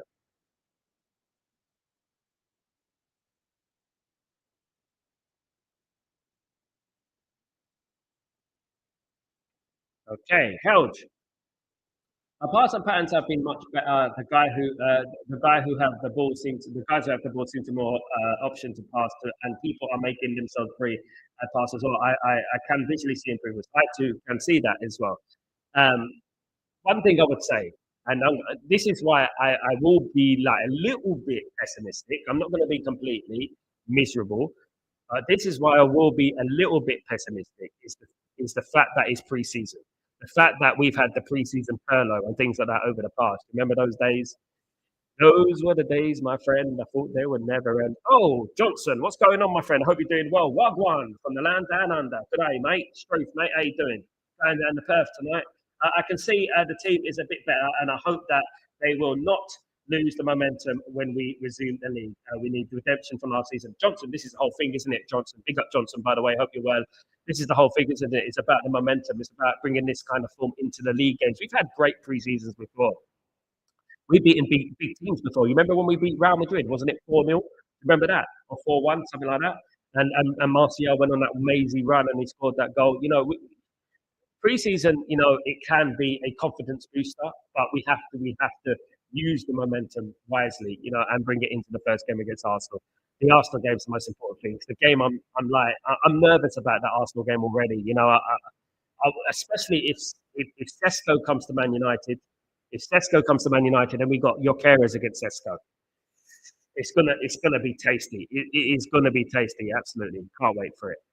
Benny, any chance of a shout out for my daughter Maria, it's my wife's name, watching the game with me here. 16th birthday yesterday. She got tickets for Everton. Oh, congratulations! Happy birthday to Maria. Happy birthday. Happy 16th birthday. 16th birthday. That's a lovely year. I was 16 when Man United won the treble. 16. I'm showing my age now. I was 16 when Man United won a treble. It is a lucky age. And happy birthday, Maria. I hope you're well and have a great day. And enjoy the game when you go to it. Absolutely. Fantastic. Managed to, yeah, definitely. Fantastic. Pick up Benny and Maria. Asif, last season, he didn't get the pre-season. He was injured, to be honest. Rasmus is still young and didn't have experience. Mental up front. I just want to put my faith in Rasmus. I like the fact that you're putting your faith in Rasmus, Asif, but 22 with 23 is an age really be kicking on now. We can't be holding them next season. One thing I would say next season, Asif, about everything, and I said it, and I'm not going to flip flop on that. Great strikers make things happen themselves, Asif. I've seen a lot of strikers in my life. I've seen Cantona. I've seen people like that who make things happen for themselves, even at 22. Even players like Ruud van Nistelrooy at 22 were banging in 30, 40 goals a season. That's what I would say. So what I would say is that, there is no excuses next season. There's nowhere to hide next season. I don't want to hear any excuses next season. At the end of the day, as a striker, you've got to start goals. Guys, absolutely. Rasmus, quality in his first season, he struggled in his first season, ended with 16 goals. He did, but it doesn't matter. At the end of the day, what I would say, it doesn't matter. I'm not soft with these players, Asif. They were shit last season, and I don't. I'm a Man United fan. I'm not a Stoke City fan. At the end of the day, Rasmus was shit last season, and he has to improve this season. And he can't be looking at anyone else to do things. I remember Andy Cole get a ball and do a scissor kick from 35 yards. You know what I mean? And make things happen themselves. Do you know what I mean, guys? Absolutely. This is why we're buying Sesko. The irony about Sesko is Latin and Cristiano Ronaldo are some of his idols. True. Hopefully, he's half as good as those. Obviously, there's rumours about Rasmus at the moment going to guys going to there. Look at Salah. He fouled everywhere. He became a goal machine on his Premier League return. But Salah is a completely different player. And Salah did it right at Chelsea. He wasn't given an opportunity at Chelsea. He wasn't given an opportunity. He wasn't given a chance. Went to Roma and Fiorentina and absolutely smashed it. You know what I mean? I don't think he was given a fair enough chance. At the end of the day, we can't paint people with the same brush and say, hey, "Look at this player, look at that player." At the end of the day, he's had 3 seasons at Man United. 3. We have to understand that. I hope he gets an inch as good as Salah. An inch. If he gets that good, then that would be great. I agree with NG here. Rasmus looks sharper, but most probably off the bench. I agree, NG. Rasmus is okay off the bench. I would like him off the bench, but will he be on the bench? This is the thing. Will he want to be on the bench? Guys, when I talk about football, I talk about football in many multi-layered ways at best. Absolutely, I agree with Benji here. I talk about football in a multi-layered way. I am not trusting blindly, walking into hell with a blindfold.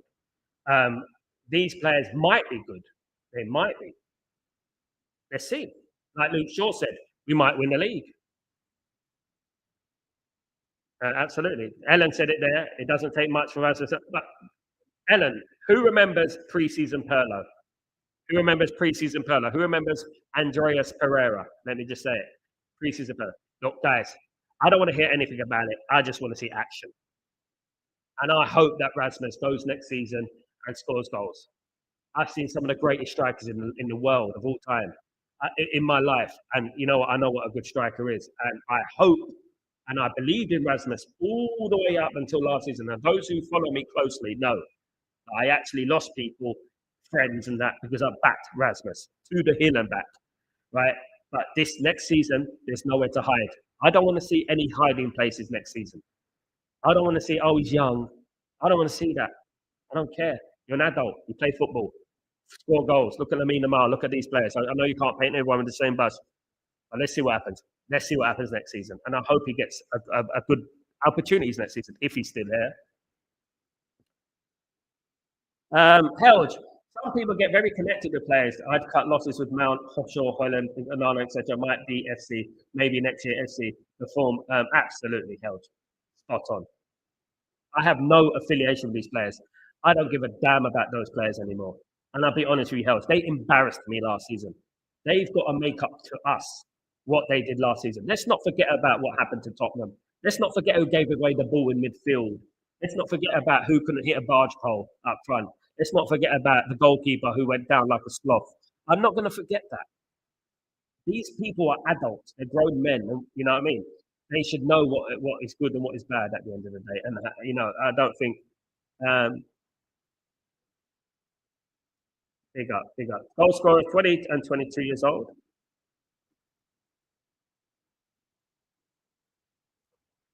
Actually, if you know what I hope next season, for my sake, for your sake, for our sake as a community, it's a successful Manchester United. That's all I care about. I would be going absolutely mad if we win something major next season. I'll be going absolutely crazy. I'm one of them people. You know what? We back people to the end. Absolutely. Helge, Bruno's my favourite player personally by a long mile. I would sell him for the better of the team. I support Man United at the end of the day. Exactly, Helge. We do. That's it. One thing I would say, Helge, now is that one thing I'm going to do, and you're absolutely right, Helge, is for the betterment of the team at the end of the day. Individualism is the problem that Man United have had. And if you watch my short video earlier, yesterday, I've done a short video. Man United are too individual. Man United have not got bad players. You know, they just they're too individual. They don't play as a team. You know, in one way, held, I feel sorry for Rasmus because Rasmus was thrown into the deep end. He was thrown into the deep end. He came into this football team in a toxic environment, you know, where we were losing, you know, and it's been hard for him. But you only need this in Man United. You need character. You need character at Man United. That's what you need. You need character. And if you haven't got character, you won't make it at Man United. And that's one thing I would say. Character is the most important thing. Maguire's off. Big up Asif. Asif is my video printer today. Big up Asif. I saw the short video as well. Thank you so much. Delict in. Good to see Delict. Let me have a look. Let me put it in. Delict is on. Yeah, of course. Bruno having a little discussion with Armand. Heaton is still on the pitch.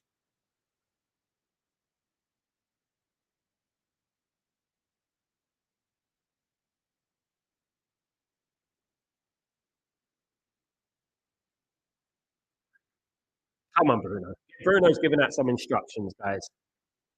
Big up, Bruno. Is it just me? Do Bruno and Amarim look similar? They look very similar, don't they? Is it just me? Am I just reading? Is it too early for me? Is my eyesight gone a little bit blurry and stuff? You know. I agree. It's a Victor situation. It hasn't been fair at all. I don't blame him one second. He was 20 years old and played 95% of all games, all competitions with no competition. Exactly. And that's one thing we have to say. And that is a multi-layered criticism, isn't it? That is what I like. You look at things, you look at things objectively, you look at things in a way that, you know what, the pros and cons and stuff like that. That's how I like to look at things. And that is one thing that I will put on Rasmus Hoyland's side. Maybe if Rasmus has a bit of competition in this team, if he stays, maybe He might come good. It can only help him. Can only help him. Big up Johnson. Um, they could be brothers. First thing the mother said, we got big up.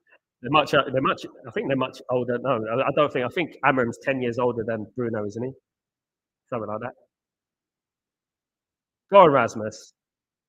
Oh, that's a goal kick to Bournemouth here. I've got to keep my eye on the game. Um, guys, have you ever seen? Is it Spider Man?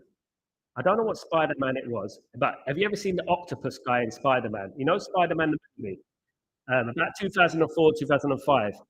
The Bournemouth manager looks like the villain in Spider Man. You know the octopus guy. Look at it. Go and look at that, guys. I urge you to look at that. He looks like the villain in Spider Man. Have a look at it. Um, Mark, um, the funny thing about the Spurs goal in the final was that if Onana had saved it, VAR would have given a penalty in for sure, punching the ball. Oh yeah, Mark. Good point. Oh, that's a good point. I haven't heard that one. But you know what? That's why you don't punch the ball before the VAR. Nowadays you can't punch the ball. Amram ball cooking. Big up Kenny. Absolutely. Dude, you didn't just say that. What did I say? I didn't say anything. What did I say? Oh, I think he's talking about Johnson. I think 10 years difference. Amram is 40, Bruno's 30. Big, yeah, not much difference.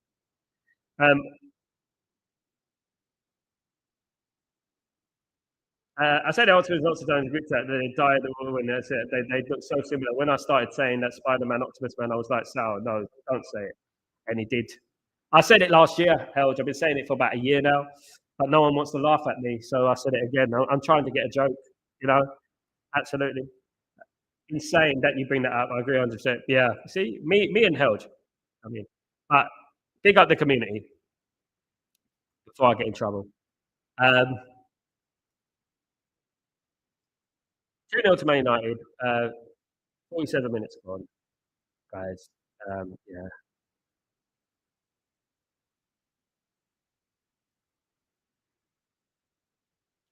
very early morning start today. Very early morning start it was.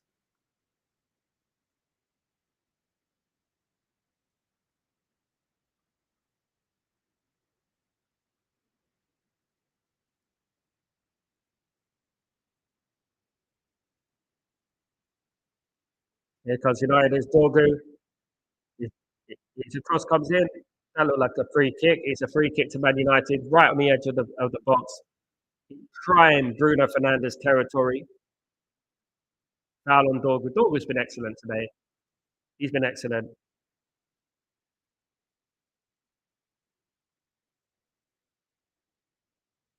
Did Roy Keane play as a 10 before? Yeah, he did. Yeah, he did. But he's more like a number 8, but he played as number 10. Or did he just play? He played number 10. He did. He was a number 10 held. He was an attacking player when we signed him. Alex Ferguson, the genius that he is, moved him into midfield because Alex Ferguson is a genius, of course. Yep. Free kick to Man United. Um, Bournemouth lining up the wall. It's Mason Mount and Bruno Fernandes standing over the ball at the moment. It's very windy there. It's meant to be summertime. And it's Mount. Oh, just wide from Mount. Very, very close for Mount. Yeah. Uh, just wide. It's a good try, to be honest. Good try, guys. Ciao, the new kit looks beautiful. I like the new kit, to be honest with you, but I'm not buying anything from Manchester United till the Glazers have gone. I have not had a shirt since the pink one, but that was a gift. Other than that, I just have my classic ones. Guys, I've got a number of shirts, Manchester United jerseys. A couple of them are signed. They're in London at the moment. I've got to get them back from London to over here in the UAE because my luggage, I didn't have enough room in my luggage. And I'm gonna bring them all over to the UAE. And what I'm gonna do like competitions and stuff like that, so people can win them. Give back to the community, of course. Let's not forget Grayo won my terrible drawing, of course, my caricature, of course. He won that. Now that we reached 10,000, my aim next is to reach 20,000 subscribers by December. Hopefully, we can do that.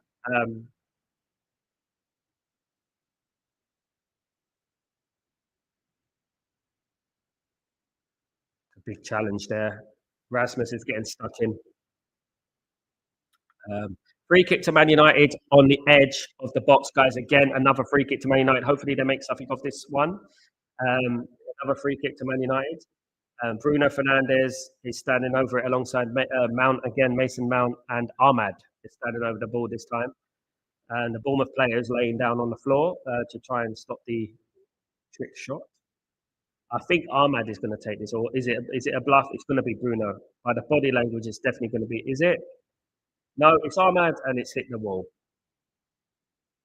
It's Dolgu, sorry, it hit the wall. There's Ahmad, it hit the wall. Ahmad hit the wall, and it went over the bar. Poor free kick. Guys, what are your feelings on Ahmad? Big season for Ahmad, isn't it?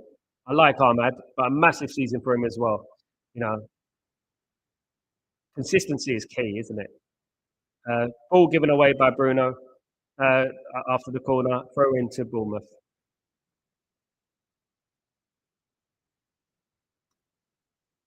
Hey, top button, what's going on, my friend? Hope you're doing well. Sal, you're looking good. Just thank you so much, my friend. Thank you for the compliment. It is very early in the morning. Just like the team, I'm getting back to good after the stroke. The season is on. Blessing to you and your lads. Glory to May night.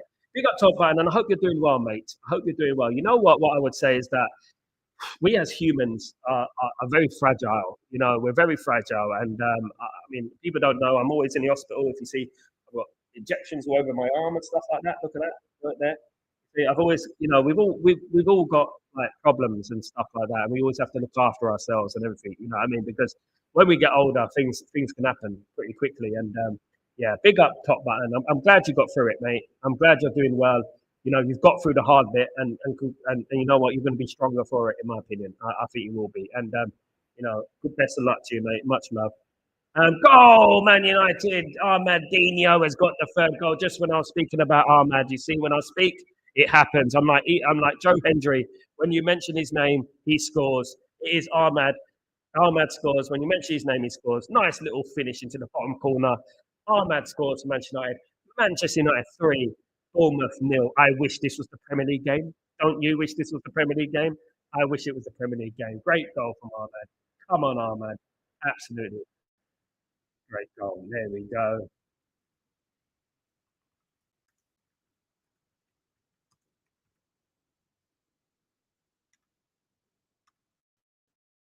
Happy days. Big up, boom. Big up, Coco. Big up yourself, Coco. Hope you're doing well. Good to see you. 3-0, guys. Absolutely brilliant.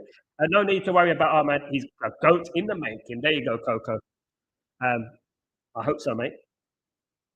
That's all I could say. Goat is a bit of a push.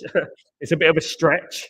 Yeah, but yeah, I hope he does good for Man United next season. I really do. We've got a lot of good young players at Man United. Um, there's none of these players that are going to become the GOAT of Man United unless they win the league and Champions League. None of these players. Because at the moment, Luke Chadwick is more of a legend than Ahmad for me because he won the league. I want these players to win the league. Oh, nice turn from Rasmus there. Rasmus scored. It's a tackle. Good tackle there, by the way, to be fair, from Bournemouth. It was a good tackle, if we're being honest. Um,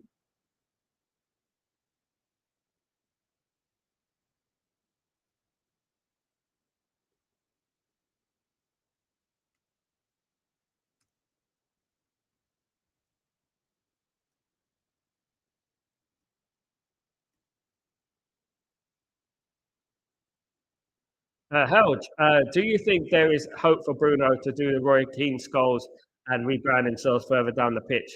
Nah, age, Harold, age. Roy Keane. Um,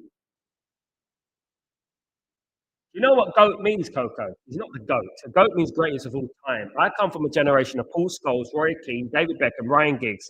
You know how many trophies they won in 2 seasons? They won a treble. They won 3-1. 3-1 season, mate. They won a Champions League and League in 1 season. Cristiano Ronaldo won a Champions League and League in 1 season. The GOAT, he's not the GOAT. He's not the greatest of all time. He's a good player. Let's calm down. Come on, Coco. Let's calm down. Calm down. Goodness me. Great players do it in big games. That's it. we could call Garnacho the GOAT because Garnacho actually scored in the FA Cup final. A corner kick to Bournemouth.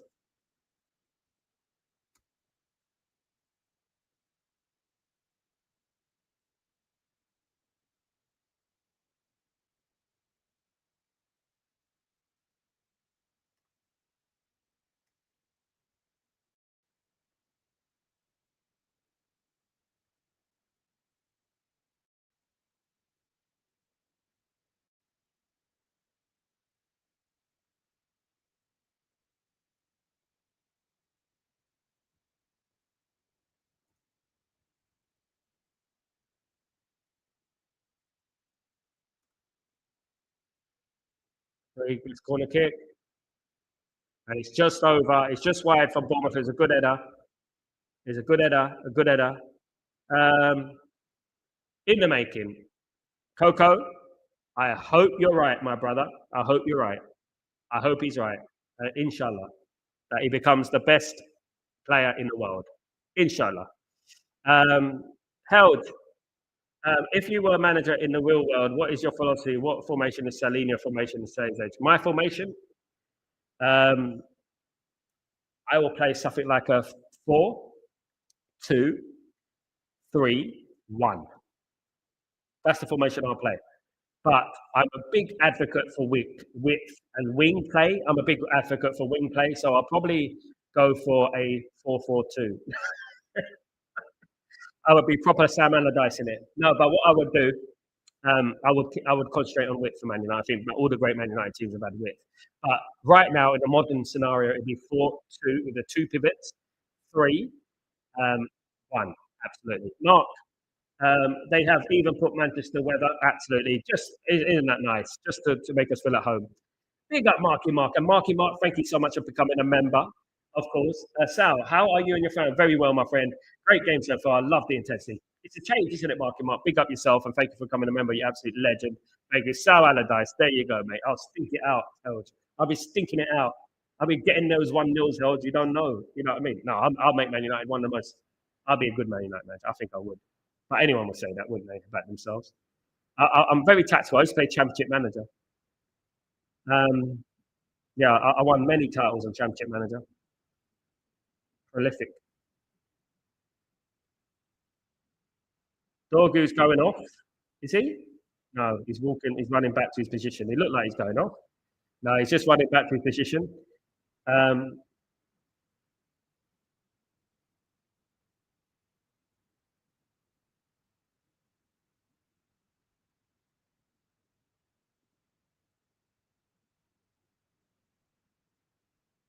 Nice ball from there. Is Ahmad.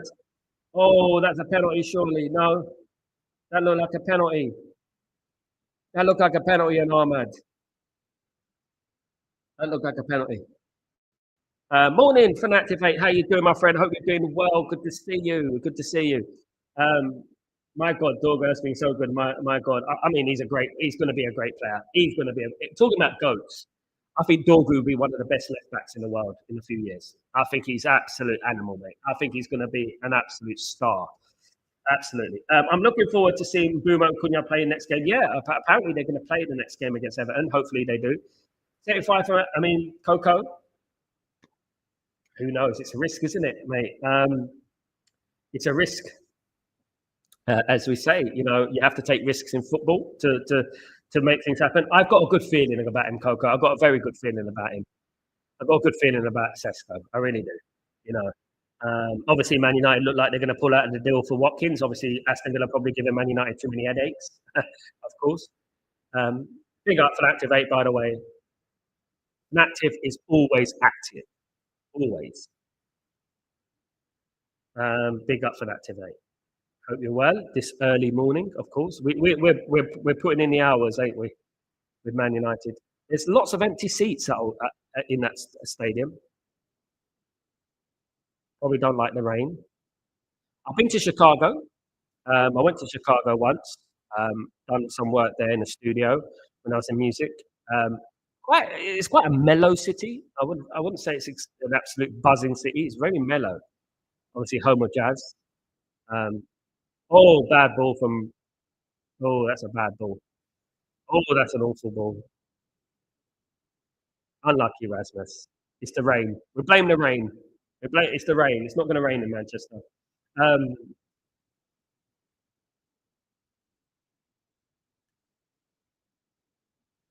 not taking a risk is also a risk of my absolutely held. You think about Cristiano Ronaldo and people like that. These players were not risks. Dwight York wasn't a risk. It was a risk. You know, all these all these players are risks. Every player represents a risk. You know, I mean, at the end of the day. I mean, I remember we signed Jan Sebastian Veron. It doesn't always go well, does it? You know, but you have to take risks. I mean, especially in the position that we're in, we need something magic to happen. Bournemouth are making some changes. Goalkeeper's come off. Brooks is coming on. I think it's Brooks, isn't it? Has it come off, or has Brooks come off? To be honest.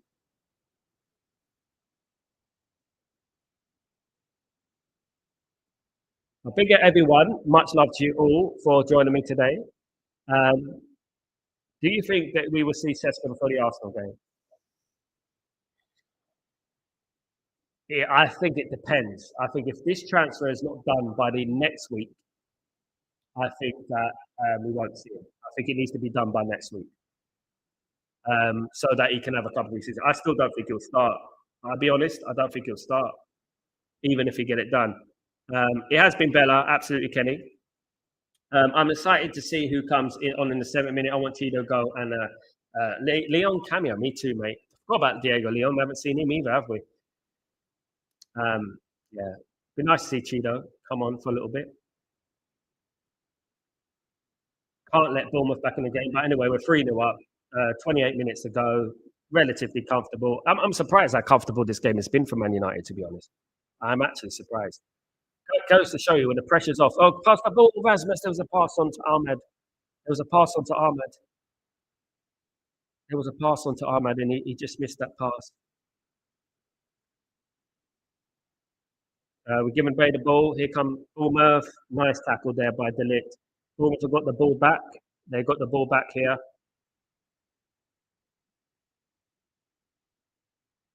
And here, Bournemouth in the box, and it's over the bar. Decent save there by Heaton. Decent save by Heaton. Then hold up play, absolutely.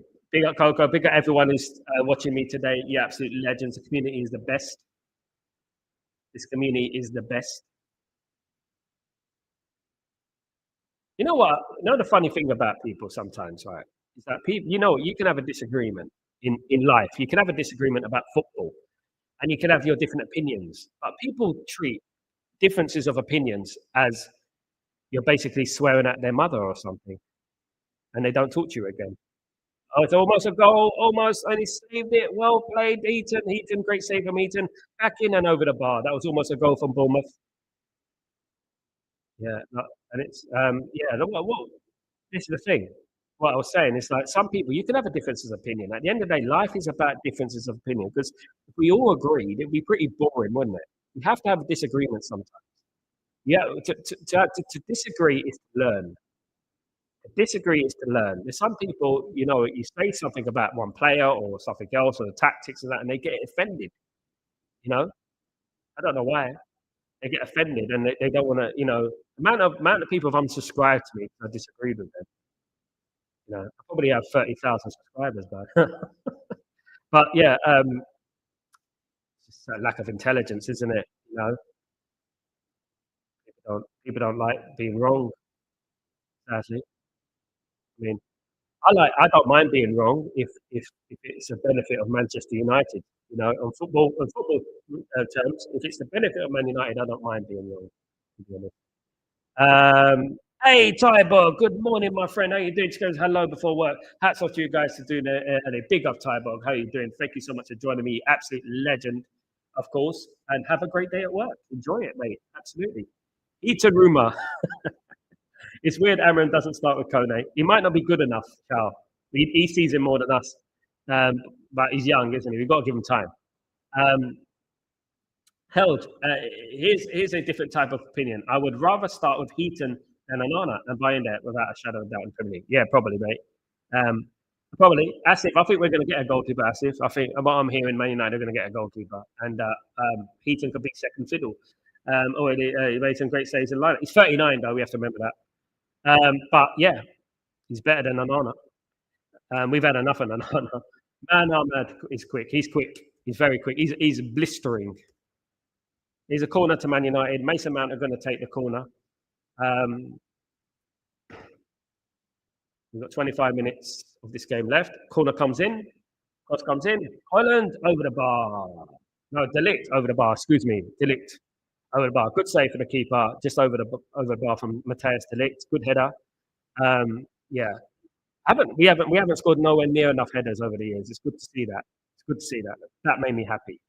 Good to see a good Vidic-esque header there. That was a Vidic-esque header, or Gary Pallister-esque, or Steve Bruce-esque header, of course.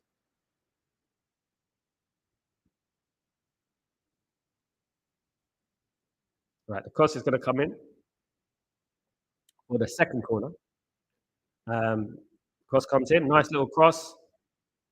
It's back here with Dorgu, and here is Luke Shaw, passes it out to Mason Mount. Nice little ball there from Mason, and back here with Bruno. Bruno into Yoro. Yoro, nice little back heel. Lovely little chip pass. Oh, that would have been a great goal. Oh, that would have been a great. Yeah, the plays. That was some lovely play. That, to be honest, that was some lovely play. I like Adidas more than Nike shirts. I think Nike have done pretty well recently. I think Knight done pretty well recently, but yeah. By the way, did you hear that Delict broke up with his wife? They have been together since they were 17 or 18. Did you hear the reason? It's funny. I haven't heard it, mate. Hopefully, it's not what you. Hopefully, it's not exposing himself like Gonzalo Ramos or something like that. You know, maybe he didn't flip the muffin right. I don't know. Maybe. I mean, that's an excuse for anyone to leave, isn't it? You know.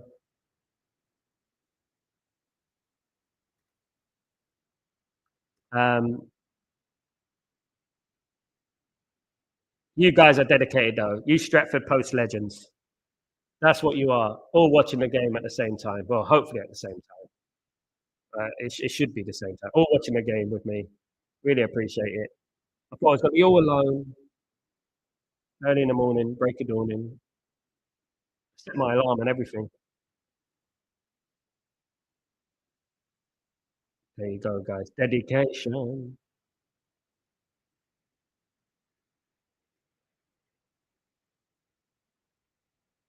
Tell you what, here's a scenario for you. If I reach 50,000 subscribers by Christmas, I'll get someone a Man United jersey and I'll get it signed. Not by me, by a player.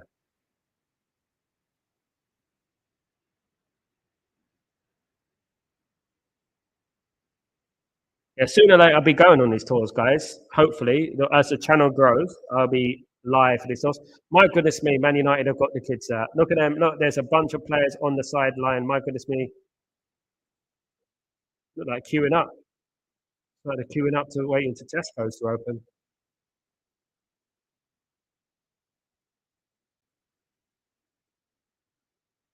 Yeah, Bruno's coming off.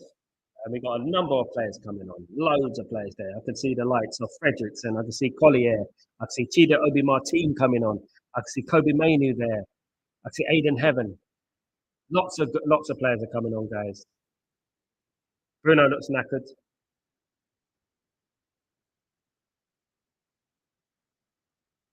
Market Mark. Ruben Am has been cooking tonight. Try not to get too excited. I know it's preseason, but I have been protesting Glazers and Lindy. I saw all night, my friend. Marky Mark. You're at the game, ain't you, Marky Mark? Big up, Marky Mark. You're at the game. Good to see you, mate. I mean, I wish I saw you, mate. I wish I saw you. Just send us a picture and I'll put it on the stream. Absolutely. You can send it to Stretford Post, Twitter, of course, and I'll put it on it. He started getting into witchery, became a super spiritual lifestyle effect when he got injured last season. She wanted to spiritually heal him. She got way too much. Oh my goodness me, that's enough. That's enough for me. Definitely helps. My goodness me. God, no, she's a doo-doo, a voodoo. I didn't realize my grandmother is a sponsor of Bournemouth. Uh, all young players. I thought BJ88 meant something, Mark, that you did back in 1988. Um, all young players, yeah, absolutely. We got a good young conveyor belt of young players coming, isn't it, Asif? Absolutely. She makes like home and made potions, tarot reading. No, I'm not opposed to those things. I think sometimes these things can work, but when you start dealing with spirits and things like that, you know what I mean? It does become a little bit treacherous. Um, Mark's definitely on the substance. Who's seen that film Substance? Have you seen that film Substance with Demi Moore? That was a good film.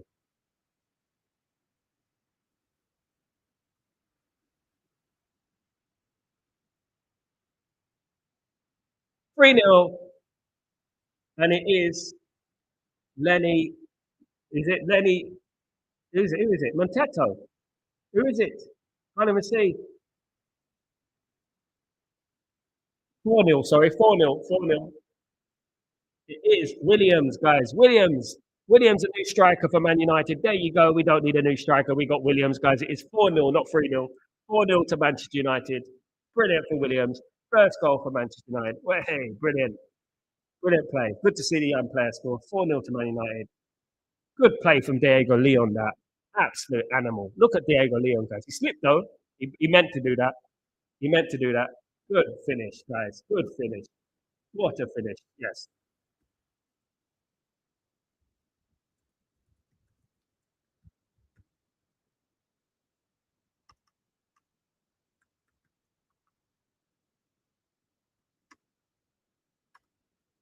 Nice one. What a goal. Ethan Williams. Absolutely. Big up, my friend. Absolutely. What a game. I hope you're all doing well. Big up, Charlie. Hope you're doing well. Good game. 4-0. Absolutely. Absolutely. Let's go. 4-0. Brilliant, brilliant. Brilliant performance of Man United today. It's well worth staying up, wasn't it, at the end of the day? Well worth staying up. Lovely. Good to see a youngster scoring goal as well. Good to see a youngster scoring a goal.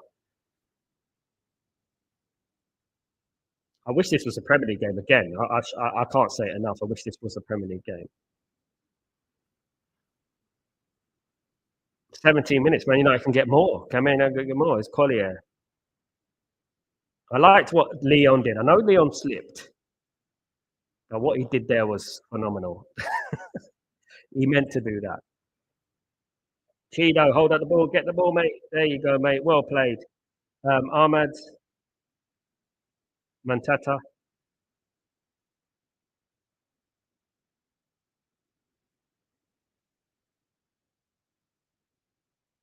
Romania. 4-0 to Man United. It's a good outing today. Not bad. Gaining good confidence here.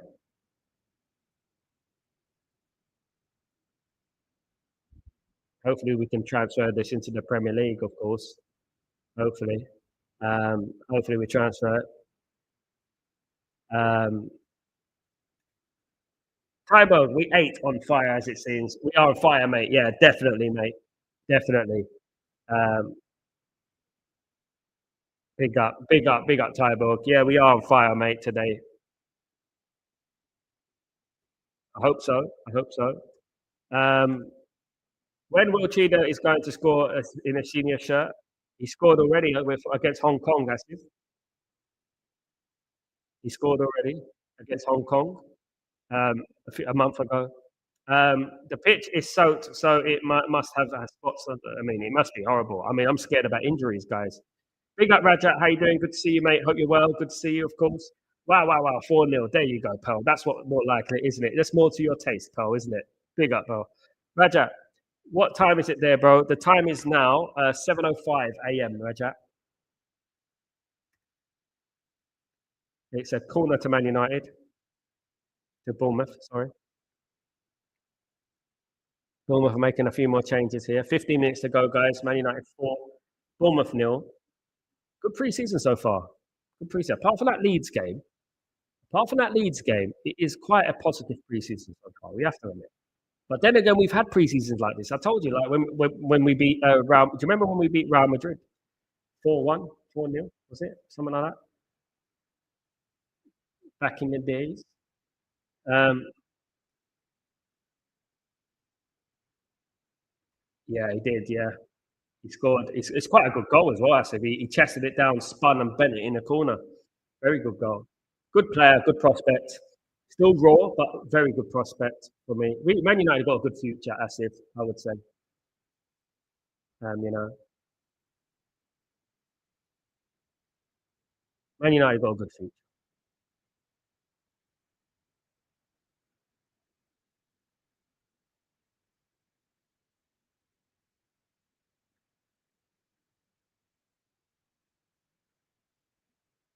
Chance on Bournemouth, cleared from the corner, and it's going to be Heaton's ball. There we go.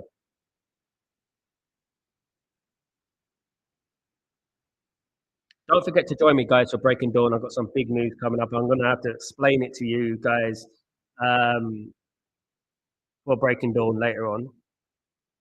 I just need to clarify something with someone. And then, yeah, definitely. Nice little bit of play there from Bournemouth, but out of play.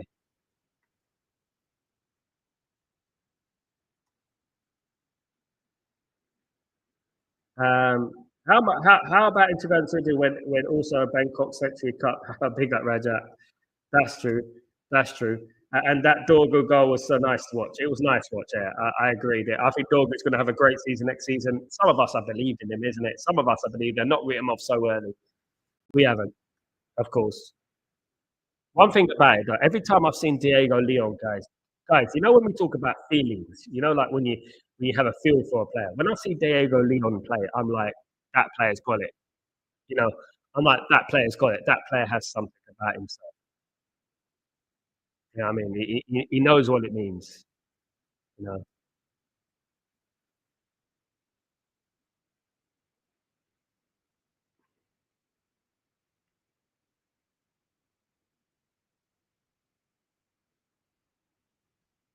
Oh, nice little play that.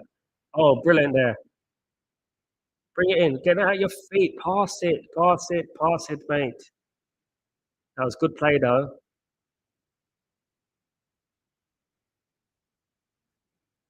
But you got to make. The thing is, it's just decision making. When you're young, you got decision making. So you got to make that right decision. Make the right pass at the right time. Do you know what I mean? Because then that's the difference. Keep it simple sometimes.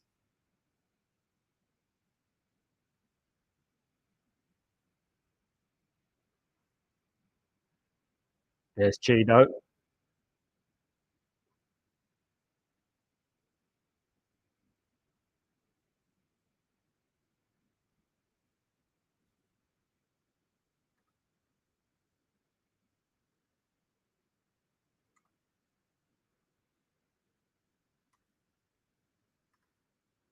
Mark.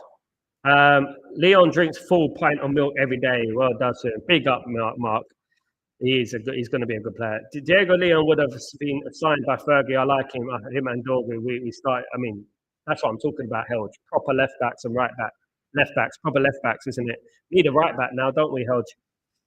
But yeah, hopefully Ahmad can do the business as a right wing back. Although, of course, um, big up the absolute dedicators, but absolute legends in the chat, guys. By the way, people staying up to watch this game today. I know it's early in the morning. I know some people are still sleeping and stuff like that. It's difficult. But big up everyone who joined me today. I really appreciate it. You absolute diamonds.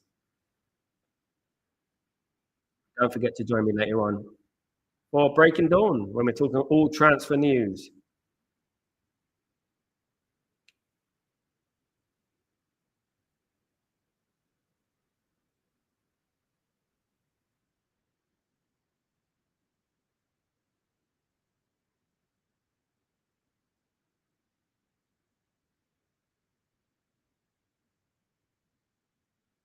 If Tito with the ball, nice little control. Got to get his control a little bit better there. Just be more composed with the ball, then it'll be all right. Absolutely, he'll be fine. He can get his composure. Goodness me, I look a mess, don't I? An absolute mess. There we go. Right.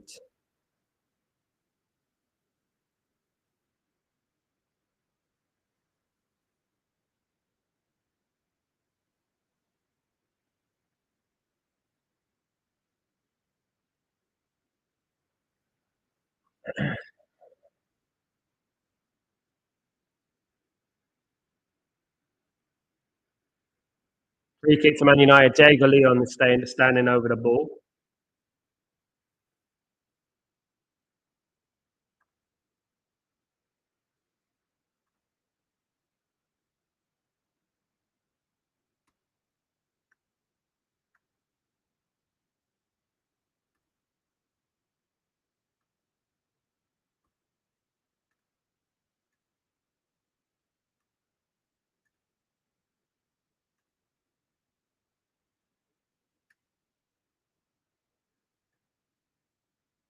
Cleared away.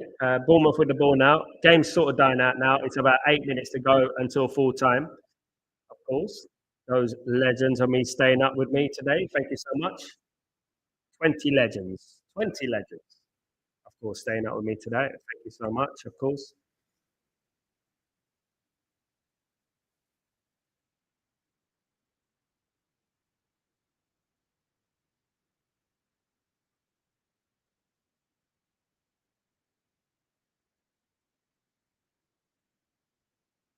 Cleared away by the keeper. Aiden Heaven. He look, Aiden Heaven just looks like a monster, doesn't he? Oh look. Look at the way Diego Leon. Diego Leon reading the game. As soon as Diego Leon gets that ball, he's running forward. That's what I like about him. That's what I like about him. As soon as he gets that ball, you see him bombing forward like a Roberto Carlos. Do you know what I mean? That's what I want to see.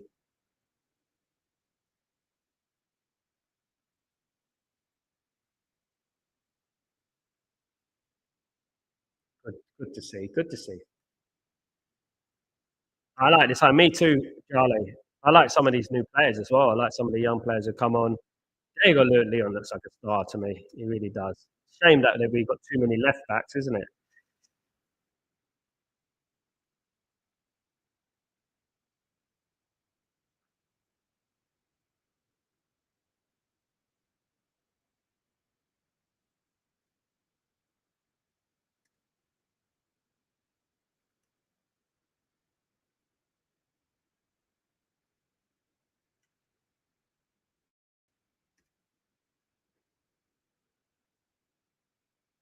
Head away with the keeper. It's been a nice performance, guys. I'm pleasantly surprised, guys, by today's performance.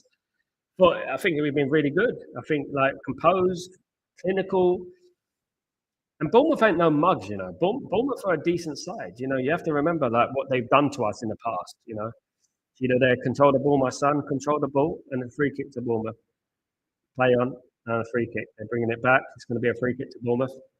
Um, Penny, very encouraging. We pressed high all night and dropped and no drop off even when the subs came on. We haven't Bournemouth haven't shown it. I mean, this is why I'm really positive, Benny, about some Ruben Amram actually having a pre-season. You know what I mean? At the football club, this is what people forget last season is that we didn't have a pre-season last season. Do you know what I mean? So now we see Leon Sal. Do you think we should be loaned out? No, I never said he should be loaned out. Absolutely not. And the first time I said that was when his dad spoke. I mean, I've been watching Leon now for nearly a year, Asif, and I said it. That guy is unbelievable. The biggest problem is, Asif, what I would say is that obviously we've got Dorgu, we've got Leon, we've got Shaw, we still got Malasia, we've got, Dalot can play there as well. I would like to see, I don't know, it's going to be difficult because Dorgu's done very well as well. We've got Dorgu and Leon, two very good left backs, left wing backs kind of thing. So it's going to be interesting. Harry Amass as well. Good now for you and a good performance, but we will games come then as players get complacent. Let's hope they don't. Rajat, big up Rajat, hope you well. No, I don't think so. Amass may have already gone out on loan. Amass is going to find it hard to break into the team. They have got Man United have got a lot of very good left backs at the moment. Maybe Shaw as well. Shaw's going to be, You know what Shaw does every time the World Cup is on the European Championship is on, Shaw will start playing again. That's one thing about it. So you've got to remember, well, England Shaw, England tournament year Shaw. Go on. Uh, Free kick to Bournemouth.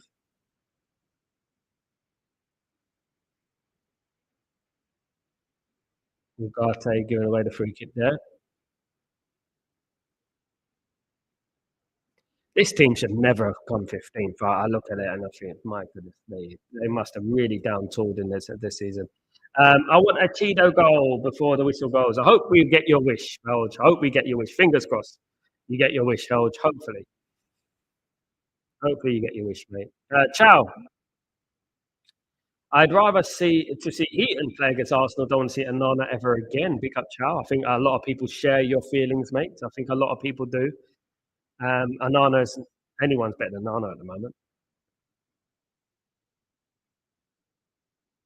Oh, Anana. The problem with Nana, right?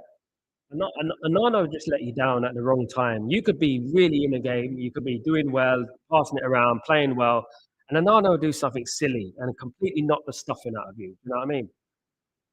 You do something really stupid, and then you'll be like, "Oh, we were going to win this game." You know, that's the difference between having a good goalkeeper and having a rubbish goalkeeper, isn't it? You know, they cost you a lot of points. Statistically, statistically, since the Premier League started, Nana goals for games, pound for pound, is Manchester United's worst goalkeeper in the Premier League history. Premier League history. Fact. Fact. The players who's played over 20 games for the club, he is the worst goalkeeper in Manchester United's history. The worst goalkeeper is Massimo Taibi, but Massimo Taibi only played 4 games for Manchester United. So, that doesn't really count because obviously he's stretched over a longer period of time. So in this case, it's 20 plus games. Onana has the worst record of any Manchester United player. Oh, Bournemouth have got a goal. 4-1. It's a goal for Bournemouth. Poor goal to concede, really. You can see that happening. Brook with a call and it's gone in. 4-1. They get a goal, guys. 4-1. Poor goal to concede. Yeah, to be honest with you. Uh, I don't know if that was, yeah. Was it an own goal? Was it Delict? Was it an own goal by Delict? It was. It was. I mean, it was. It was always going to happen, wasn't it? You know, he was going to score it anyway, guys. He was going to score it anyway, but it's 4-1.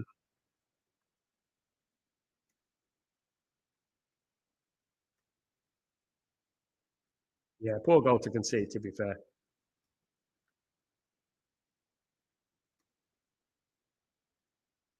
halfway for Bournemouth in the game, guys.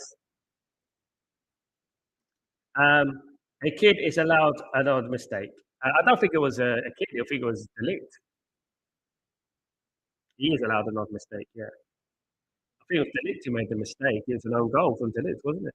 But yeah, lots of poor defending by the kids on the right hand side. Delict's the last to play. Kids, they can say, I'm not fussed about it. Go, man, bigger hell. It's not fussed about it. We're winning 4-1. Learn and live. Learn and live. Learn and prosper, as they say. Learn and prosper. Um, Good performance. This is what, you got when you're growing, like when you're growing up, you're going to make mistakes, and it's how you learn from those mistakes, And it's good to make mistakes when you're young because when you're young, you realize I shouldn't have done that and won't do that again. You know what I mean, and things like that, and you start getting better as a player, of course. But I won't blame them too much. To me, I think it's a goal that anyone could have conceded. It was it's a wet pitch as well. People slipping all over the place, bobbly pitch. It's difficult. Absolutely. Um,